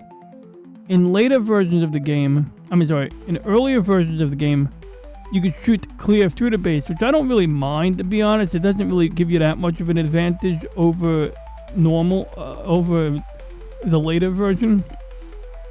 But I'd say like if I got up my cake and eat it too, I would have the control scheme of the early version of the game and everything else from the late version of the game. But I know it's a tall order. I know somebody's coding something like that is like chiseling away marble, and you can't really just go back and make the marble, like you can't make marble look the way it did when you started on the work, right?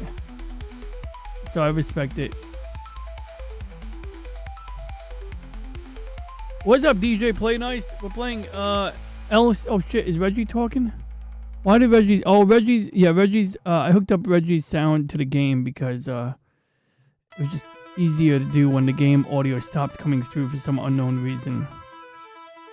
Yeah, like there's a couple ways to fix weird sound issues. Sometimes I have to unplug my USB sound interface and plug it back in. But the problem is that 1 in 5 times I do that, I get a blue screen of death. I'm not trying to do that.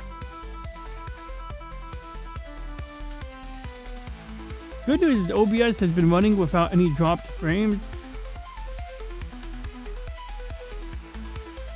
Yeah, that's kind of like what I'm getting at. Yeah, that might work. So, I mean, I think that would work. Like, I don't know what else went into the mechanics, but yeah, that's kind of like where I'm going.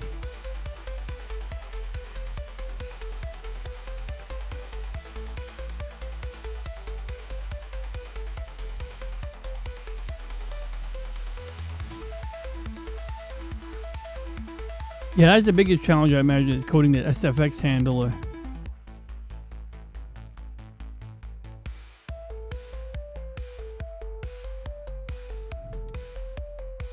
Let's go. It's like 80s music. Boom, tsh, boom, tsh, boom, tsh. Oh, I need some cake. You know who else has cake? No better in her butt. Like, oh, does No Better have cake on her butt? I think she does.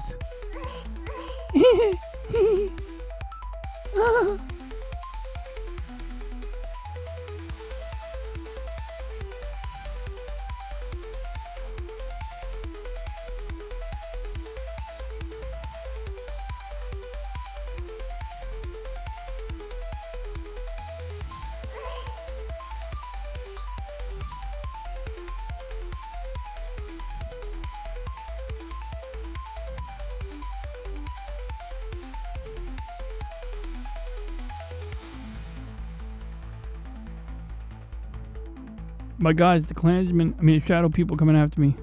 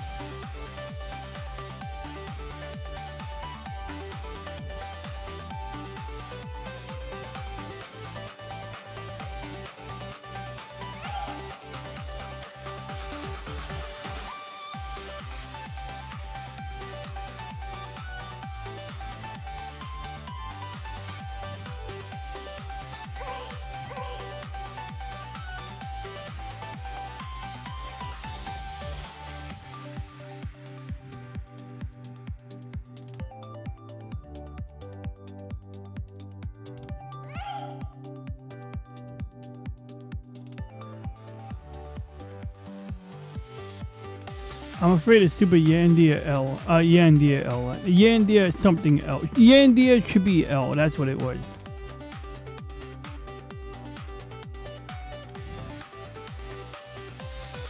I'm mixing up Yandia Chibi L with Super Yandia upscaling.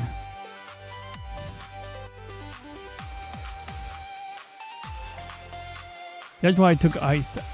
Ice is literally for slowing down the murder bears. It also works great for immigration. Oh god. Yeah, I said it. I've been dying to make an ice joke in the chat, but I don't want to make an ice joke during Ella's show because that would just be like, you know, disrupting the flow. But I've been dying to make an ice joke ever since 2 days ago.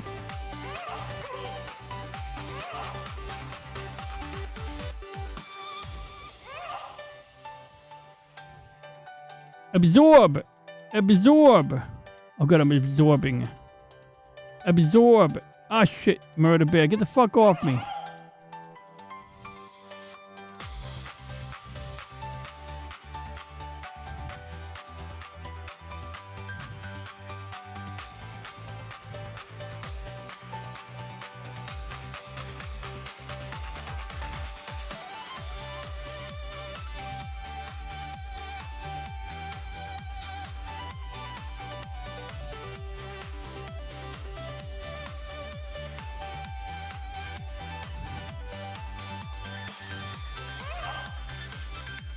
Shit, my health is low. Not again.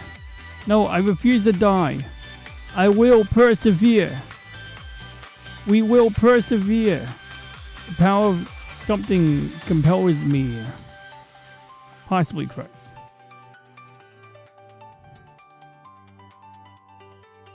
The power of Christ compels you.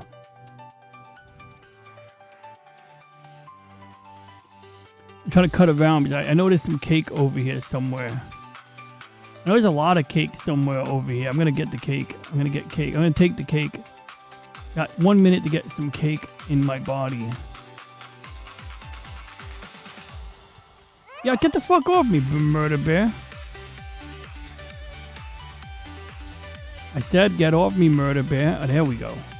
Now we're cooking with gas.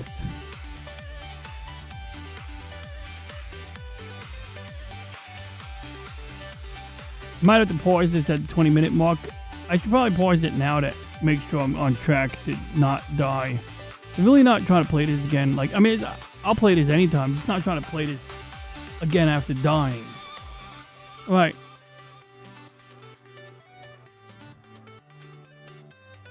Big, yeah, I know. Yeah, big super chibi Yandia L is coming in a minute. I will survive as long as I sing. I will survive. I will survive. I will survive. Something like that. Are you doing that song by that lady?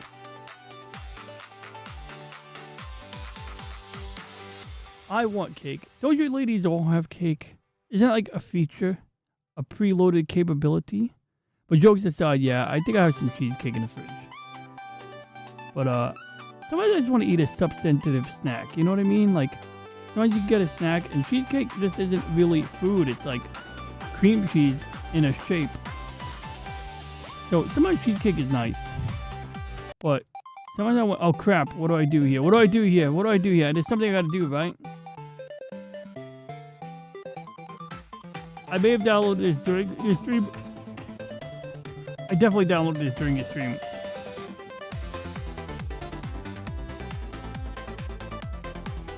So what do I do? What do I do? Huh?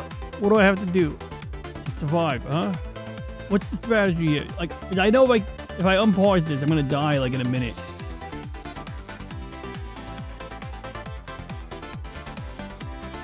So I'm sitting here just lollygagging for a minute. Okay. Keep running in one direction and keep aiming at the boss. Where is the boss? Up? Is the boss kind of like up? Is that how this works? I gotta go up. I gotta go north. Is that the deal?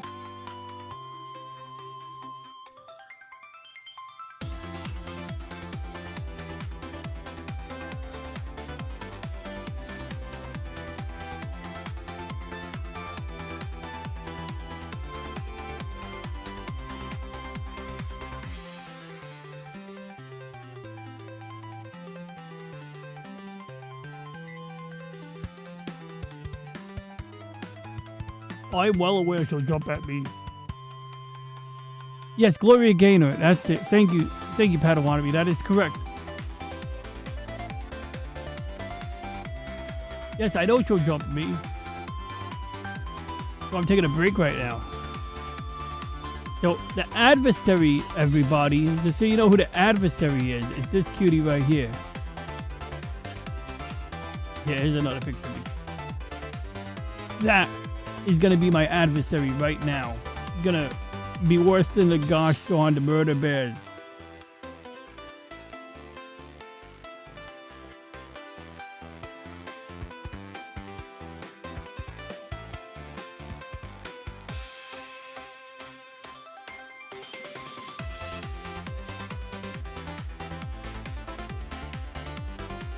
Oh, there it is.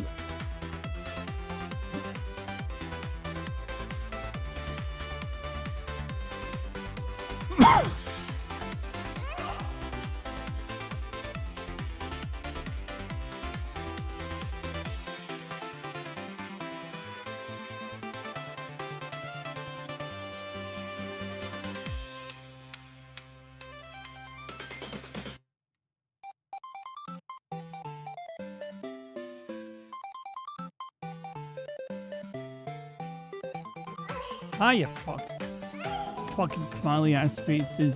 Let's go get some cake. Oh, there's some cake over there. Yeah, you fucks. Get the fuck off me. You know what? I gotta go my own way. I'm not gonna be doing whatever you told me. Yeah, you shit fucker.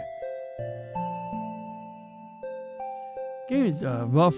Oh, Game of Goddess. This game is rough. Part of my language, Oris. I know you're doing a stream. You keep it pretty family friendly. I apologize, Oris.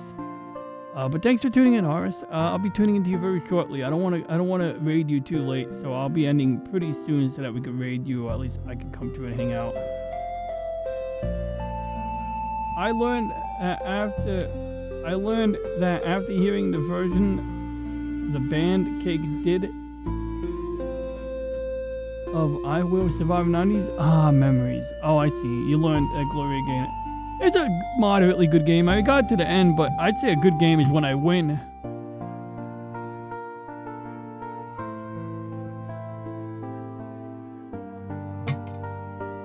Sad. Very sad. Let's go to space now, guys. We're gonna go to space. We're gonna decompress before I end the stream. How does that sound, everyone? We're literally gonna go to space. The finito final frontier. Oh, I'm gonna redo right after this stream is over. I'm gonna remod my Game Boy. I think I know how to do it now. And by Game Boy, I mean Nintendo DS3, whatever the fuck they call it. 3DS.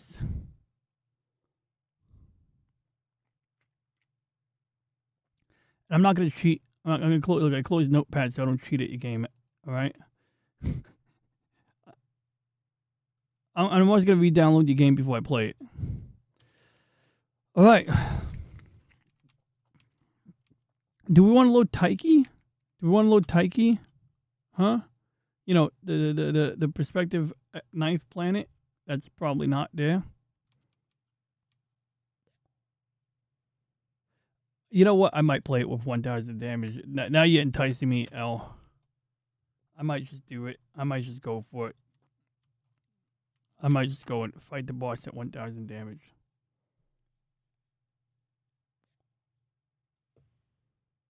So the reason I have Notepad open is I want to make a note.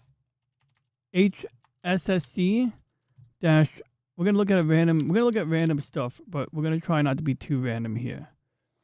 Also, this says Proxima Centauri has been updated, but honestly, I don't think it's accurate.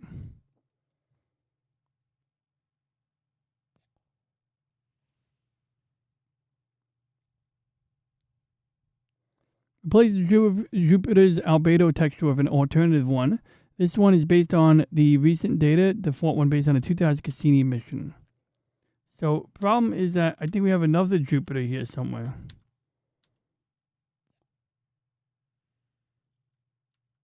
So, I think what we should do is get rid of this one. Because the Juno mission is more up to date.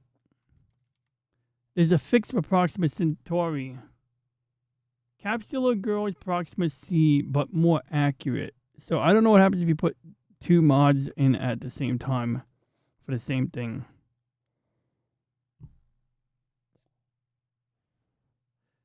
Okay, so also search for 20 minutes and change it to 1200 to 30. So the boss appears in 30 seconds. Ah, yeah, 1200 seconds is 20 minutes. Yes, I deal with that number a lot in astrophotography because that's the maximum exposure time my camera can do. I don't know what VFT S352 is, but I think it's one of those weird stars where you have two of them. It's like a binary companion where it's like they're right next to each other. So what I'm doing is I'm writing down the name of it in a notepad.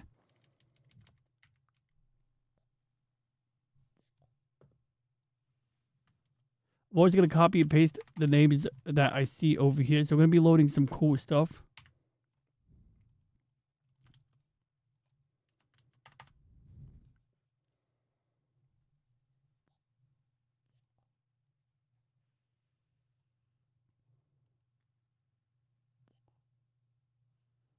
Adds 42 known galaxies to the Phoenix cluster, the largest black holes in the universe. Data from Sinbad. Oh, cool, the genie.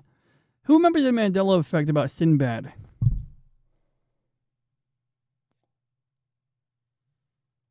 So it's called Phoenix A asterisk.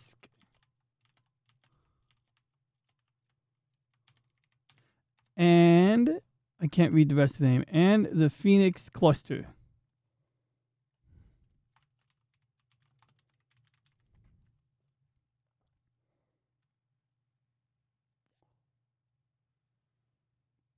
Let's load the game anyway. Let's see what we get.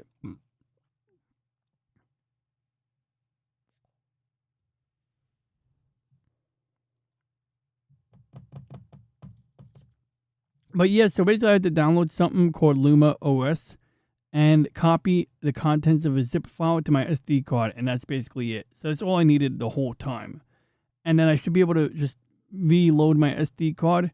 Now, the only problem is I can't find an SD card that was originally my 3DS, so I'll be working with a 16 gig SD card for now. But I suspect 16 gigs will be enough. I'm going to have to clean my desk and find my old PDA, because I believe my old PDA has like, oh, my camera's off. There we go. I'm on camera again. Hello, camera.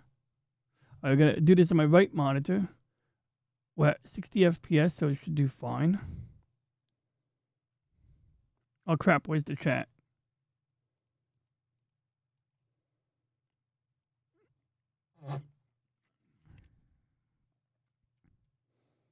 Also, Schrodinger's damage. Also search. Oh, yeah. Yep.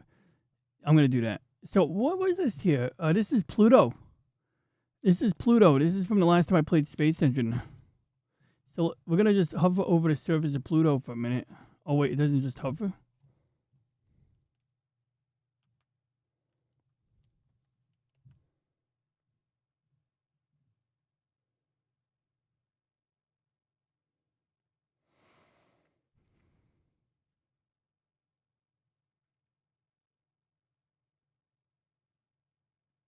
And this is somewhat. Oh, look, I see Orion's Nebula. I see the Orion Nebula in the back, right there. See? Look, see the Orion belt? 1, 2, 3. You see the Orion belt over here? You see Orion's Nebula. So, Orion's feet are here and here. Why is this thing panning? Orion's feet are over here, and this is right between Orion's knees.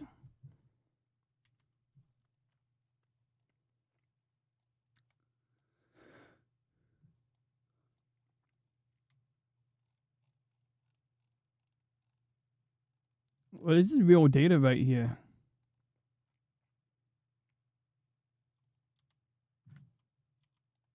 And this is Sputnik Planitia. This is the giant heart-shaped region on Pluto.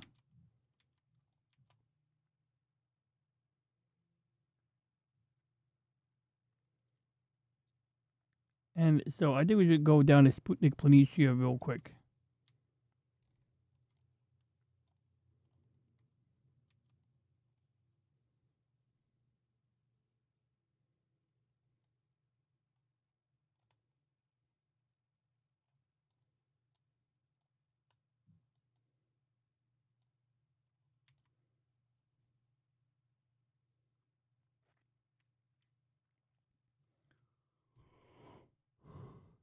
So yeah, the elevation of Sputnik Planitia is lower.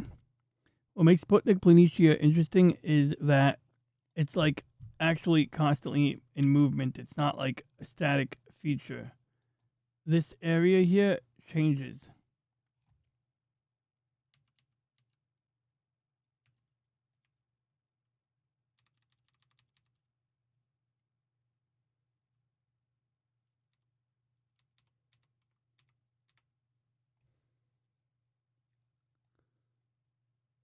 Feels a little hot, but it's actually icy mountains and it's icy plain.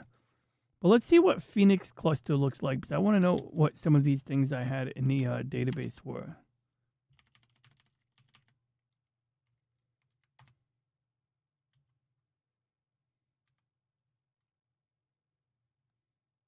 Oh my god, it's far away. Oh my god, that's far away.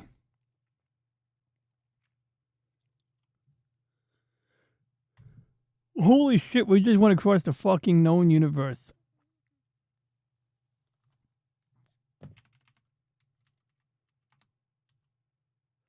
Earth is 8 gigalight years, 8 million light years away. Earth is over there, guys.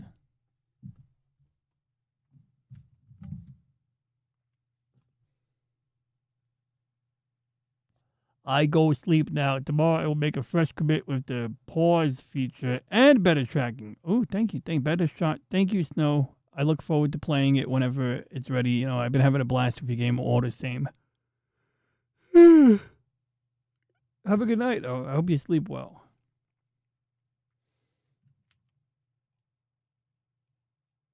Okay, that's Earth.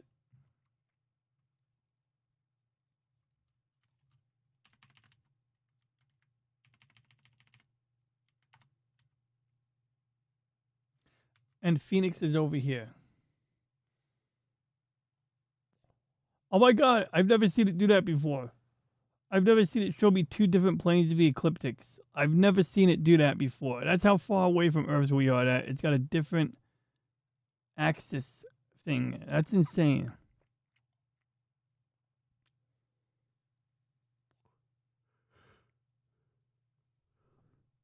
Now, where the heck is Earth? Okay, Earth is this red line over here. See, look, that's where Earth is.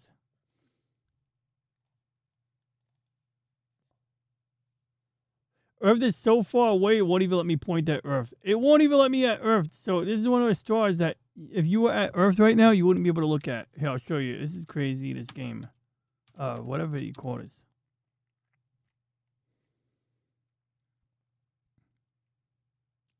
Ha! Can't guarantee that giant Yandir L still won't kill you. Player has 300 HP hit points.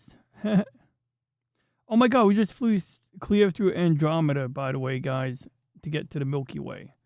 So whatever we were just looking at, which was what, Phoenix A asterisk, is somewhere over there, but at 8 gigalight years, we're not going there.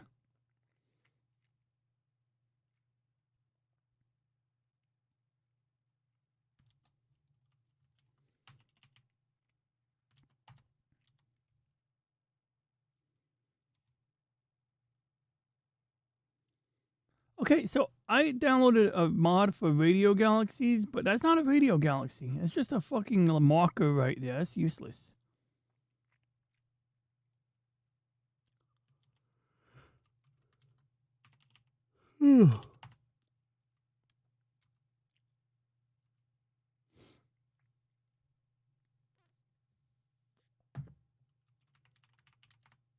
Let's go to the nearest star to Earth.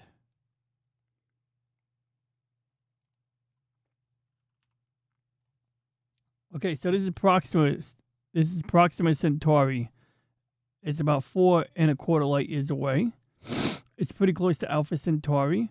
And I think it's correct. Oh, yeah, this is correct. Okay, good. Because I used to have problems with this star system. I used to have all kinds of problems where it would show me the wrong planets in orbit of the wrong thing. So I originally had it for a long time.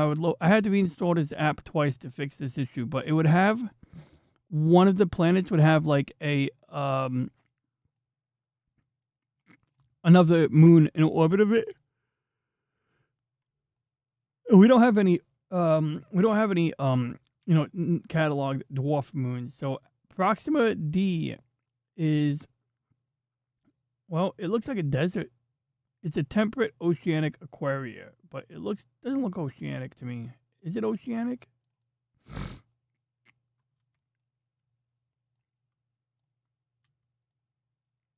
Yes, there's an ocean there, apparently. In the game there is, at least. So, according to the elemental stuff, there's H2O, carbon dioxide, nitrogen, and I guess sulfur? Sodium? SO2, whatever SO2 is.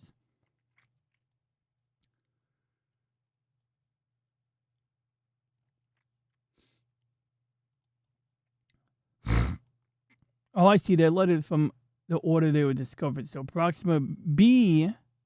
Now, this one is Earth-like, but here's the thing about Proxima B. It is tidally locked. So you're going to notice a couple of things about it that are interesting. One, it's got big fat ice caps. But maybe we can make it work, right? It may not be able to sustain human life on the surface, but it has H2O, sodium apparently. So it's got a saltwater ocean. Apparently a saltwater ocean is pretty common in the universe. Whenever there is an ocean, it's salt water. So apparently salt is just one of those things that tends to dissolve into a large body of water. The atmosphere is nitrogen, O2, and argon, which sounds deceptively habitable, but I don't think it is. Thanks, Game Gear Goddess. I'll play it. I'll give it a shot. Maybe I'll play it. Oh, you sent me the Logan-friendly version? You know what? I'll play it real quick. I'll give it one round. Let me get Discord opened. I'm going to play it real quick.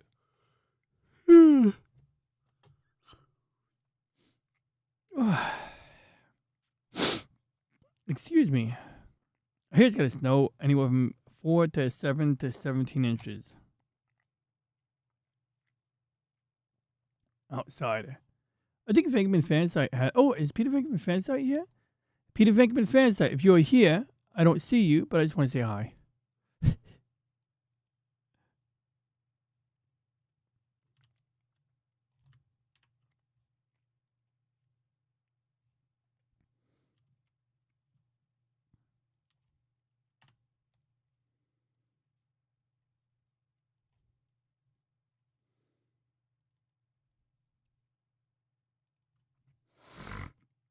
Oh my god, it's so cute.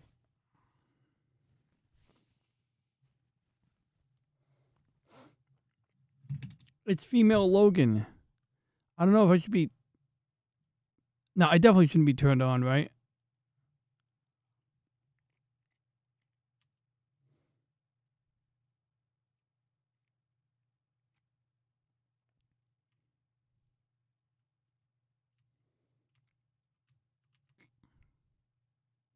You know, I bet this is also the orc-friendly version of the game.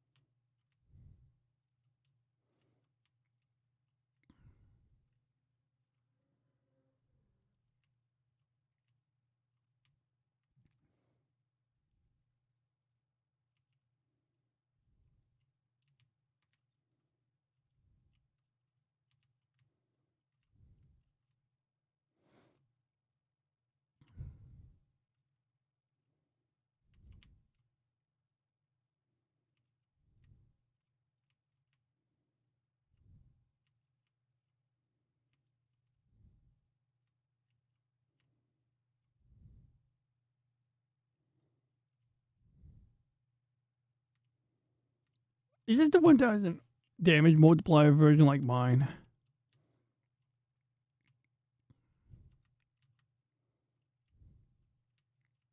Oh my god, it's got 300 health.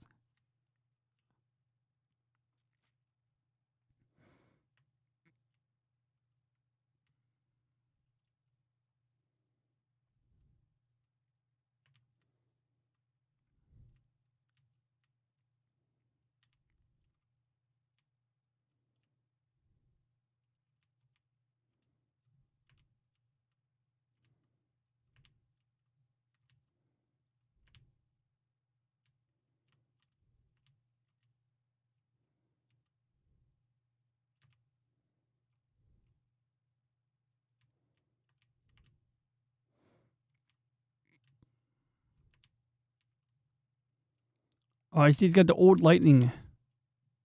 Oh no, he's got the. Never mind.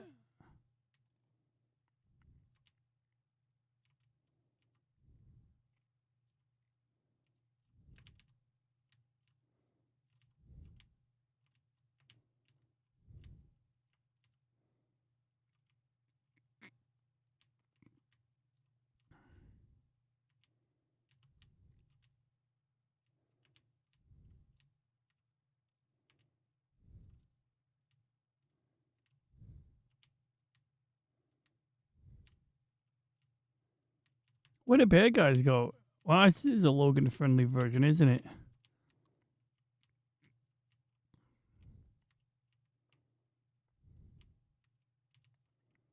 So yeah, I heard Logan's shopping for a gaming PC tomorrow.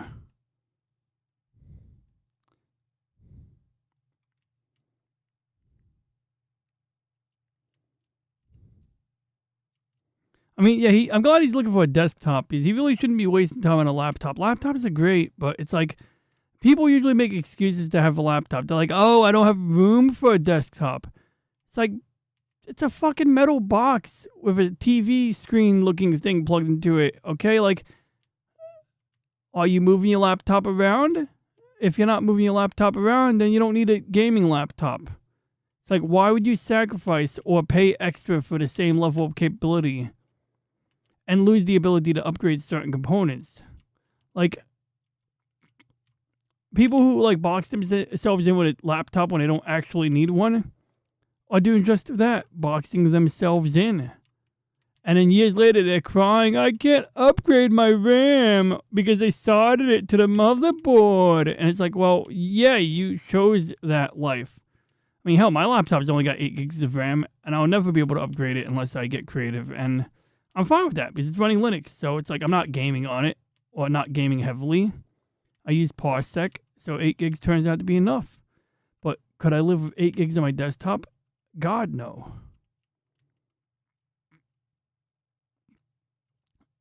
Oh, this must be the new version, kind of, huh? I see the little guy. I saw these today on your stream.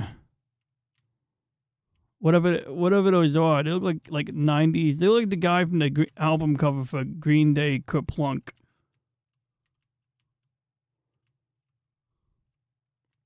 Now I want to hear that. I want to listen to 50 Cent In My Hood. I would play it right now, but I got to do a Cosme stream someday, like a watch party, so you can like listen to old rap videos or something, you know? What's his name? Viducci Man, or was it? Damn it, I always mix up Viducci Man with the other guy. Not Sir Jacob. I think it was Viducci Man. Might have been someone else. They told me about a song from the 90s. It was about a guy named Ron G. It's like a rapper named Ron G.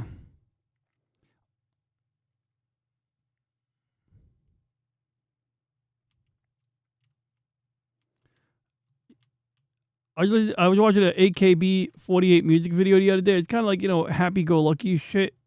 Typical of Japan, but nice, you know, nice performance.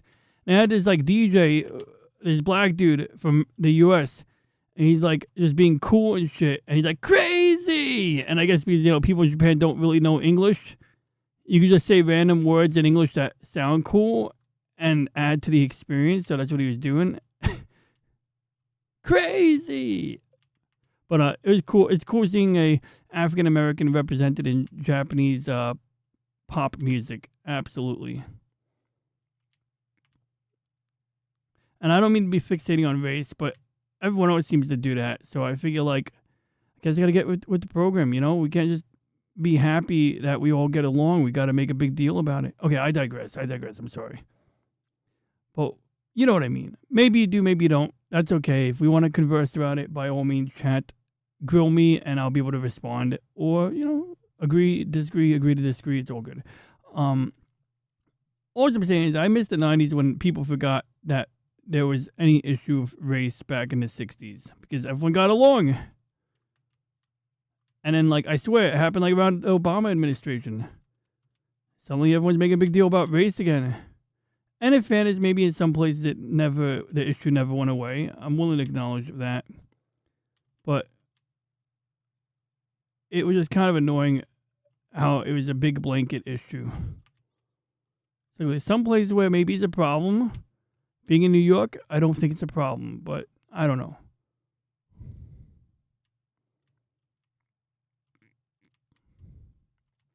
I got 310 HP now.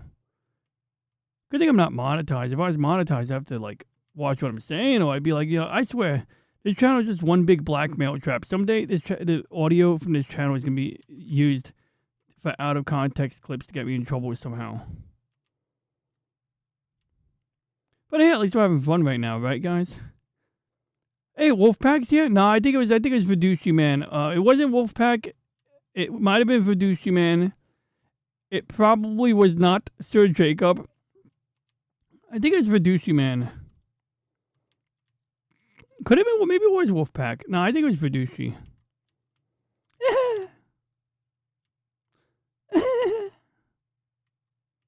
I love the sound effects.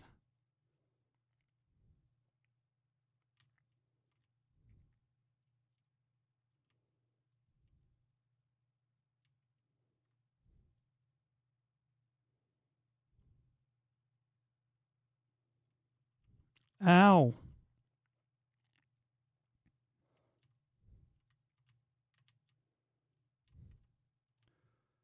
Well, you can't hear sound again? This is un-American. No, I'm kidding. I know why you can't hear. I'll fix that. Actually, I don't know why, but we're going to investigate it. I got you. Thanks.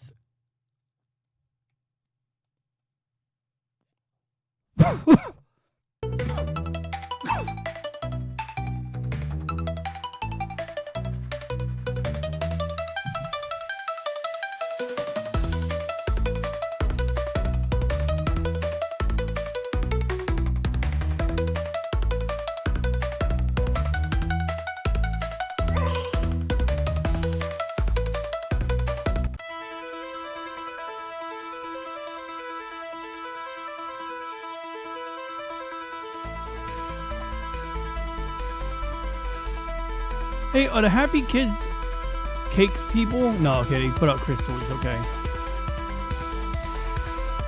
What even are the Happy Kids? Like, what is their deal? Like, how do they fit? Oh, I see, that's how they fit in. They do damage from a distance. Got it.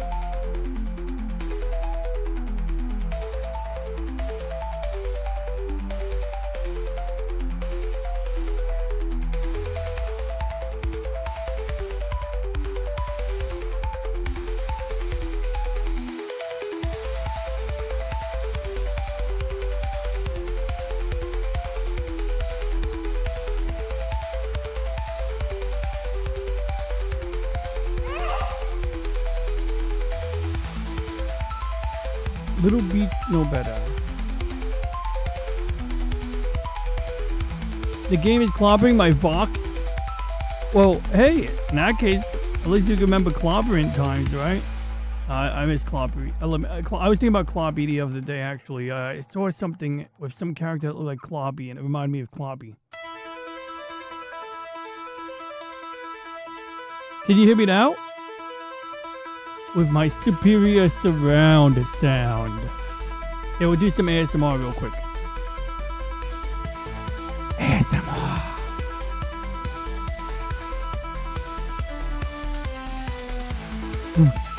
Look, Reggie's singing the music. He's singing the music. Oh, poor Reggie. People gonna think he's a fool for singing along. They're gonna be like, why is your mouth clattering, Reggie?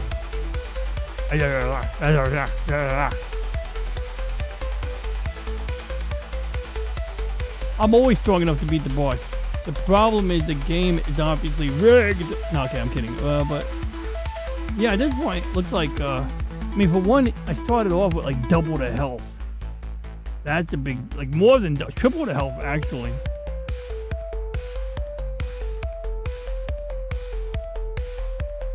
Apparently, I've already killed 1,600 guys. Jesus.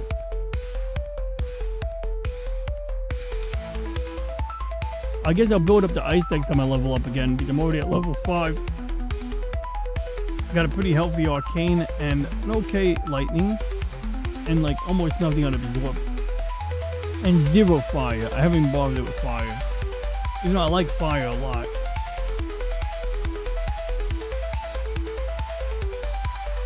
Looks like Reggie is spitting mad verse over this beat, right? It does look like that. I should record that. I'm gonna record that. Yeah, we got Reggie, as BJ Play Nice has pointed out. Looks like Reggie is spitting out mad verse over this beat. Go Reggie, go Reggie, go, go, go, go. Come on, Reggie, sing more. You're both a music box and a backup flight recorder, am I right?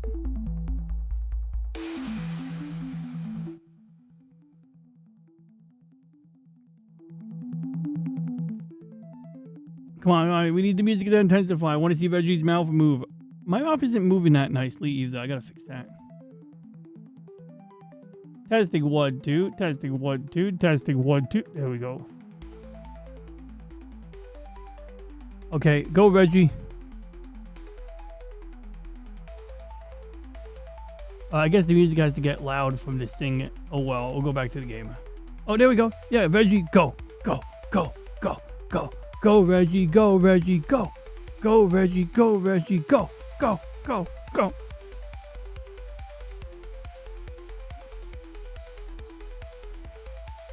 Okay, I'm back. Alright, we're gonna go back to the game now. I just had to have fun with Reggie a little bit, you know? I can't kill me. Alright, let's go. Careful is my middle name. Actually, it's Steven. No, it's not Steven, it's Alexander. But yes, well. Yeah. Fucking arcane, baby.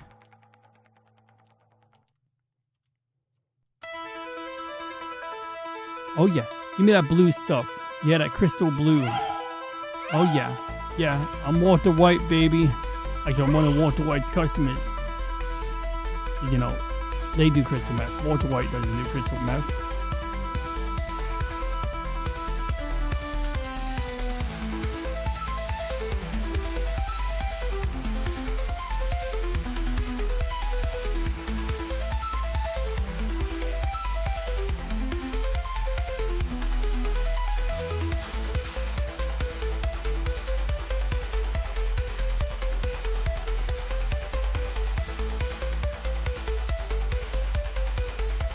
Hello, crazy murder bear.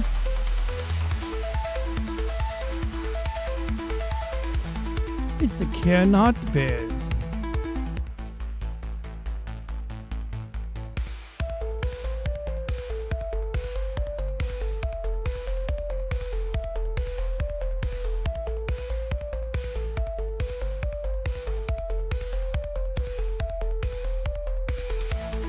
Those guys seem threatening. I'm gonna kill them all.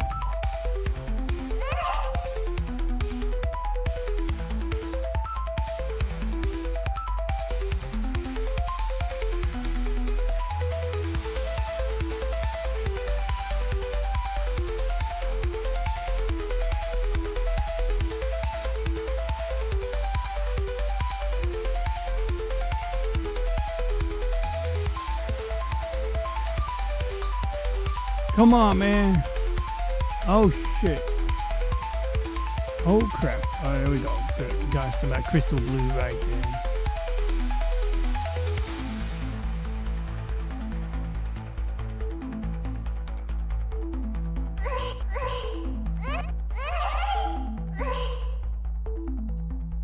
Yeah, I just ate the cake. I went through to get the crystals and I ate cake.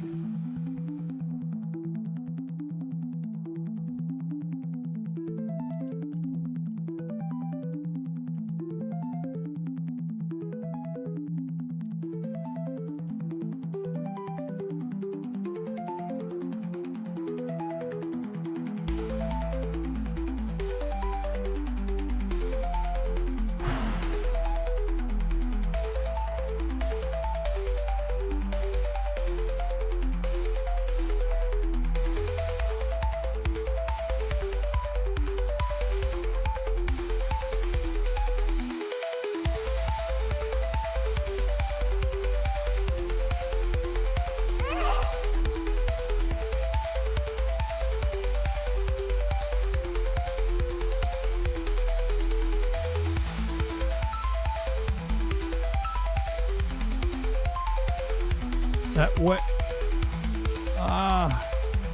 That's where the ocean. If I get too close to the ocean, I'm gonna get trapped. I mean, even the lightning. I'm glad I'm not getting electrocuted by my own lightning. It's not like the disruptor in that Shadows of the Empire game. Oh. Dodge. Field goal.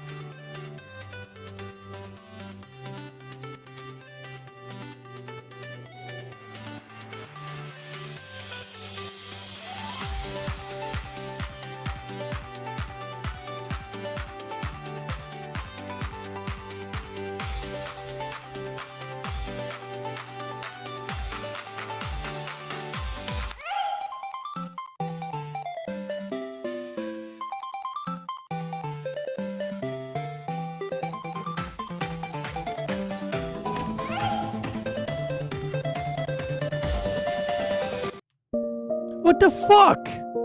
Oh, I beat it. I thought I lost. I was pissed. I was like, I lost. I was like, how did I lose? I was like, how the hell did I lose? And I was like, no, I won. And we got the butt right there. I won. I absolutely won. You wouldn't get this splash screen, this screen here if you didn't win. Where's the selfies? Let me really quickly use a certain emoji in regard to this picture here. There we go. Giant L wants a slice of that no bet that cake. Thank you, Lewd Game Overrated Pro Game Gear Goddess. Thank you, Logan. My skill is great. It says it right there. I can't mean anything other than my skill is great. I have great skill. Now I'm gonna sit here and dance and candle. Light a candle. I can't find a wick. Never mind, I'm not gonna light a candle. It's very 80s sounding, you know? Alrighty.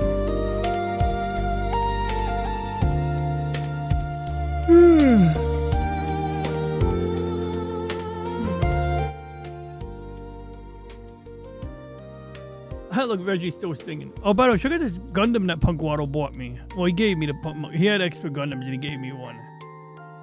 It looks great on top of my tower, doesn't it? I think this is Gundam Mark II. No, this is the one from freaking New Type Narrative. And the shield is floating around my desk. I gotta put the shield back on the left arm. Lol, L can still kill you if you stand still. Yeah, I bet. That's why I kept moving. I was not dying again. That's why I thought I died. I thought for sure I must have died. Whew. Excuse me. So I think it's about time we wrap it up. We're going to go and raid Arvis 218. Yeah, right? It does look like one of them assembly line Gundam type shits. And it is like, you build it, but it's really not much to build. Like, the only part that was on a runner was like... There were some parts on a runner, just not many of them. Actually, I don't remember what part came on a runner. I'm not even sure. I think some parts came on a runner. You know, like the little snippy doodah thing that you use when you do model kits. These things. I'm pretty sure some of the parts were on a runner. Like, I just don't remember what parts were on a runner. It wasn't really exhaustively, you know. Maybe the beam rifle? Although I don't see any nips on it.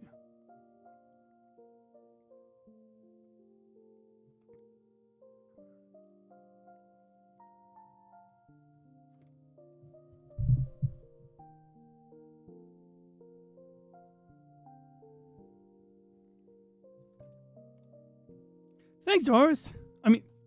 Thanks, Logan, for the Horace. You guys still can't hear my audio. Yeah, I don't know what that's about. I'm going to explore that later. Ooh, he's got a singular pole tonight. He's got an Idol Master? Ooh, I kind of... is it a Miko Union Syndrome? These are all good choices. How's the Idol Master? Should I vote for Idol Master? See the poll? You got 4 games there, including Idol Master and Union Syndrome. The game with the Hikiko Mori girl.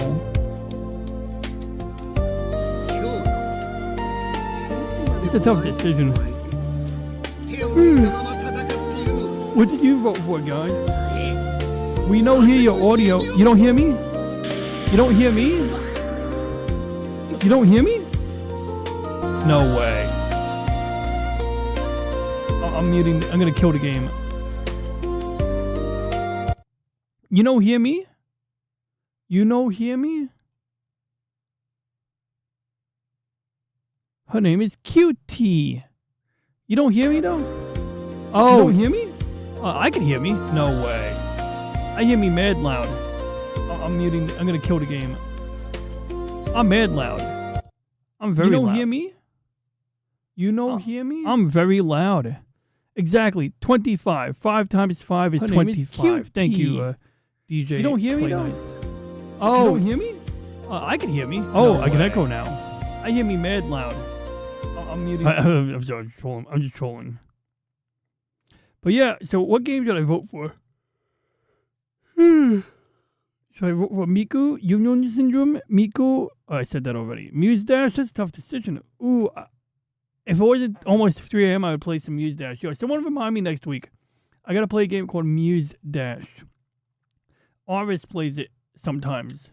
It's called... See this game right here? I'm not gonna play it right now. I should practice during the weekend. But it's a pretty cool game. I've had to choose... Okay, you voted for Miku? Alright. So, if you voted for Miku, we could have a rigged election, and I'll vote for Miku. So oh, crap, look at that. Muse Dash is still winning. Look at that, we tried to rig the election, and we still lost. Thanks, Game Gear Goddess. I would say we could play it on Saturday, but, I don't know, last time I played Muse Dash on your stream, Aris was yelling at me on how to play, which, I mean, granted, he has experience in that game, so he should know. But I just need to play. I think I need to play the game alone so I can kind of get a feel for it on my own time and stuff. You know what I mean? You introduced Aris to Muse Dash. Well, in that case, I'm going to get a garbage bag. I'm going to clean my desk. I need to look for something relating to my gun cannon. I need to find the barrels to my gun cannon so I can finish putting this together. And painting the parts that are not painted yet. We're going to redo my Nintendo 3DS. I have it right here. It's beautiful. Look at this thing. Look at how beautiful this thing is. Look at that shit. Look how big the screen is on that. So, a while back, I corrupted SD card. The SD card goes over here. So, I don't know what that SD card is right now, but I'm going to put a different SD card in there. And just put the files. And then this has its own little operating system. How we can boot it up right now. So, you got like a little menu here. So that's how you know it's a modded 3DS, which is good because I want it to be modded. How do I turn this off? I can't turn it off. Okay, turn it off. 2DS is great. I love the 2DS that looks like a doorstop. It looks like a wedge that you can put on the floor. I mean, honestly, for the most part, the 3DS is useless. I just wanted to play Star Fox in 3D. Oh, that's another thing we got to play next week. There's a game, it's a Star Fox 3D game. So what you do is you download the files from GitHub and you have to provide a copy of the NES ROM. And then with the NES ROM, it extracts files from that. And it has like, it's basically a PC version of Star Fox that supports like 4K resolution or 1080p or ultra widescreen. Like the screen in front of me is an ultra wide. And it looks pretty nice. It has a few extra features in there. You can actually do all range mode while driving the Land Rover, the tank. What is it called? Landmaster. You can't do all range mode anywhere, but you can skip to different stages within a level. You can say skip to the next stage. Yeah, I dig that because like the screen on it and things like you could run this in like, 2D mode and call it a day. But I got so lucky on the price of this thing. Like one time I misplaced it and I went to see how much it would cost to buy another one. It was like $375 to get it on eBay, but it was a Zelda. It had like the freaking Hyrule logo emblem, whatever the fuck they call it. It had the Hyrule logo. That shit. It had the Hyrule thing on it. Whatever the hell Princess Zelda uses as her logo emblem. Yeah, dude, the Wii U. I got one. Actually, someone gave me a Wii U at my old job, and I haven't used it in a while. But it's interesting. I gotta say, it was an interesting concept. Like, the theory behind the Wii U is interesting. Nobody asked for a Wii U. Maybe you did, Logan. But, like, the idea that you could play games on this oversized Game Gear-looking thing while your TV is off and it would wirelessly stream the video signal was kind of cool. But it's like, did anybody ask for that? You know what I mean? Like, it's like, did they really need to make... Like, when I discovered the Wii U was a thing, I like, what even is a Wii U? How do you even pronounce that? And it's not terrible. Like, I understood why the tablet part made sense once I saw Mario Maker 2. It made sense because you could use the pen input to kind of drag things around. I got my Nintendo Switch right over here. I was using it to charge my controller. See? And I bet you the battery's still fully charged. And you could even play it like this. You could play it like literally like this. Certain games it would totally work fine. Like if you didn't need an analog stick, you could totally play it like that. But I just plugged in my controller so I could charge it. But anyway, to be honest, the actual Game Gear might be as big as a Wii U. It's thicker. It's not quite as big. Oh, actually, the Wii U itself, it's close. It's pretty damn close. Like the Wii U is a little bit wider. But yeah, the Game Gear is pretty damn thick. Like width-wise, you might be able to lay it on top of the Wii U from front to back and get it to like be the same length.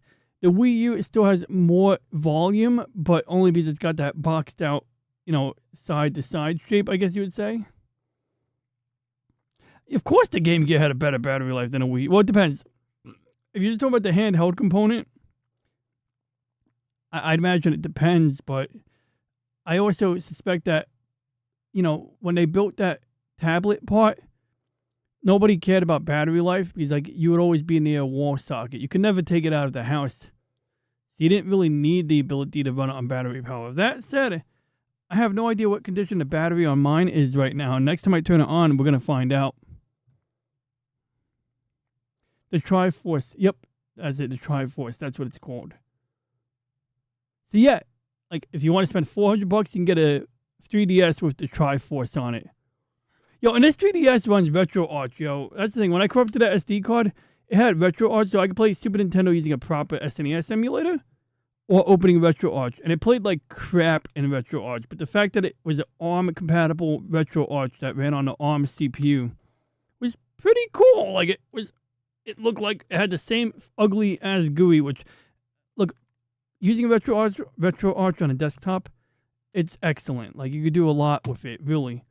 Using RetroArch on this, are you fucking insane? That's just madness.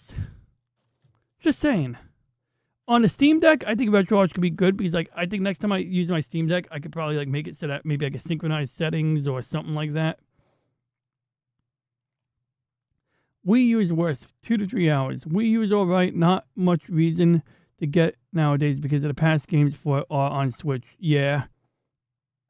We took Game Boys and Game Gears along all the time together with the Power Brick. Absolutely. Yeah, a lot of people did that. My brother had a Game Gear. He never ran it on battery power. I ran it on battery power like towards the last day of school. I would take it to school at 6 AA's, which is a waste of battery power when you pause the game and you got to come back after lunch. Honestly, the biggest reason to buy a Wii U now is that the best way to play Wii games since it upscales them to 1080p. Ah, yeah, true. That's one of the reasons why I keep mine. And I know you can, like, I think I did the mod on my Wii U for, like, my Wii U isn't fully modded.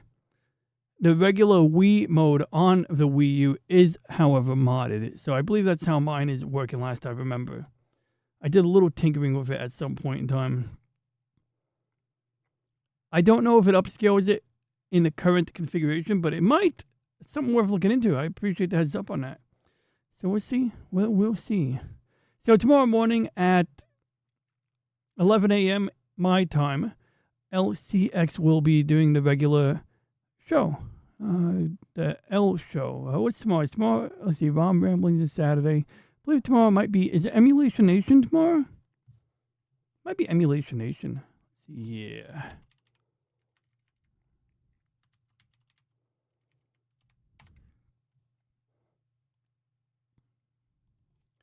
Tomorrow, well, we don't know what's on tomorrow, but I'm going to bet you it's Emulation Nation. I mean, I know if I go to the early stream, I could click on a picture and it'll show us the weekly schedule. I bet it's right over here. Is it here? Oh, look, it is a cool picture, by the way. That's the one that Snow drew, right? And then Kurumi goes, can we put them in MDC Brooklyn jail next to Maduro? I kind of was tempted to do that, but I didn't do it. But that would be mad funny. Having them next to Maduro. But, I believe there we go, this week. 10 days ago. That might be last week. That's probably last week. But tomorrow is Friday. So obviously that says, okay, I'm sorry, that's racist. I don't know what that says. Oh, tomorrow's Thursday. Emulation Nation, I was right. Oh yeah, thanks. Oh yeah, speaking of Aris, let's go raid Aris. So yeah, anyway, from the bottom of the chat, I want to thank LDP, Game Gear Goddess. Got you. Okay, no schedule for tomorrow. DJ Play Nice. I made so much money shipping. You did mod ships on PlayStation. That's man, funny. That's interesting actually too. I didn't know how to do that back then. I wish I did. I could have made money, or I wish I at least knew where to go in Chinatown to get my crap modded. I would have been happy with that. One thing I learned is if you want to get something in Chinatown like Gundam models, don't go with your normie friends. They don't want to go looking around in shops for model kits. They're like, oh, who cares about this stupid shit? So you got to go alone for that type of thing. You got to go with actual nerds, not normies. Anyway, in addition to DJ Play Nice, we had Loot Game, we had Game Gear Goddess, we had LDP. I said that already. I said both your names like twice or 3 times, I think. We always had Snow. We had Snow here today. We had T2 Witness. The Padawannabe. Ooh. I learned a lot after hearing the version of the band Cake did of... Oh, yeah, the band is named Cake. We also had... We had RS218, whom we're about to raid right now. And we had Nagato here, too. And it's always good to see Nagato. And we probably had a few... We might have had a few more people here who are not in the chat log. DJ Play Nice says, chat, all you all be safe, have fun, take care of your crew, and rock. Thanks, DJ Play Nice. You have a great weekend too, DJ Play Nice. I am in the middle of my weekend right now, so I'm a happy camper. And for anybody else watching on the replay, if you have any questions, comments, ideas, or concerns, please leave a comment. Please consider liking and subscribing if you're not already subscribed. And for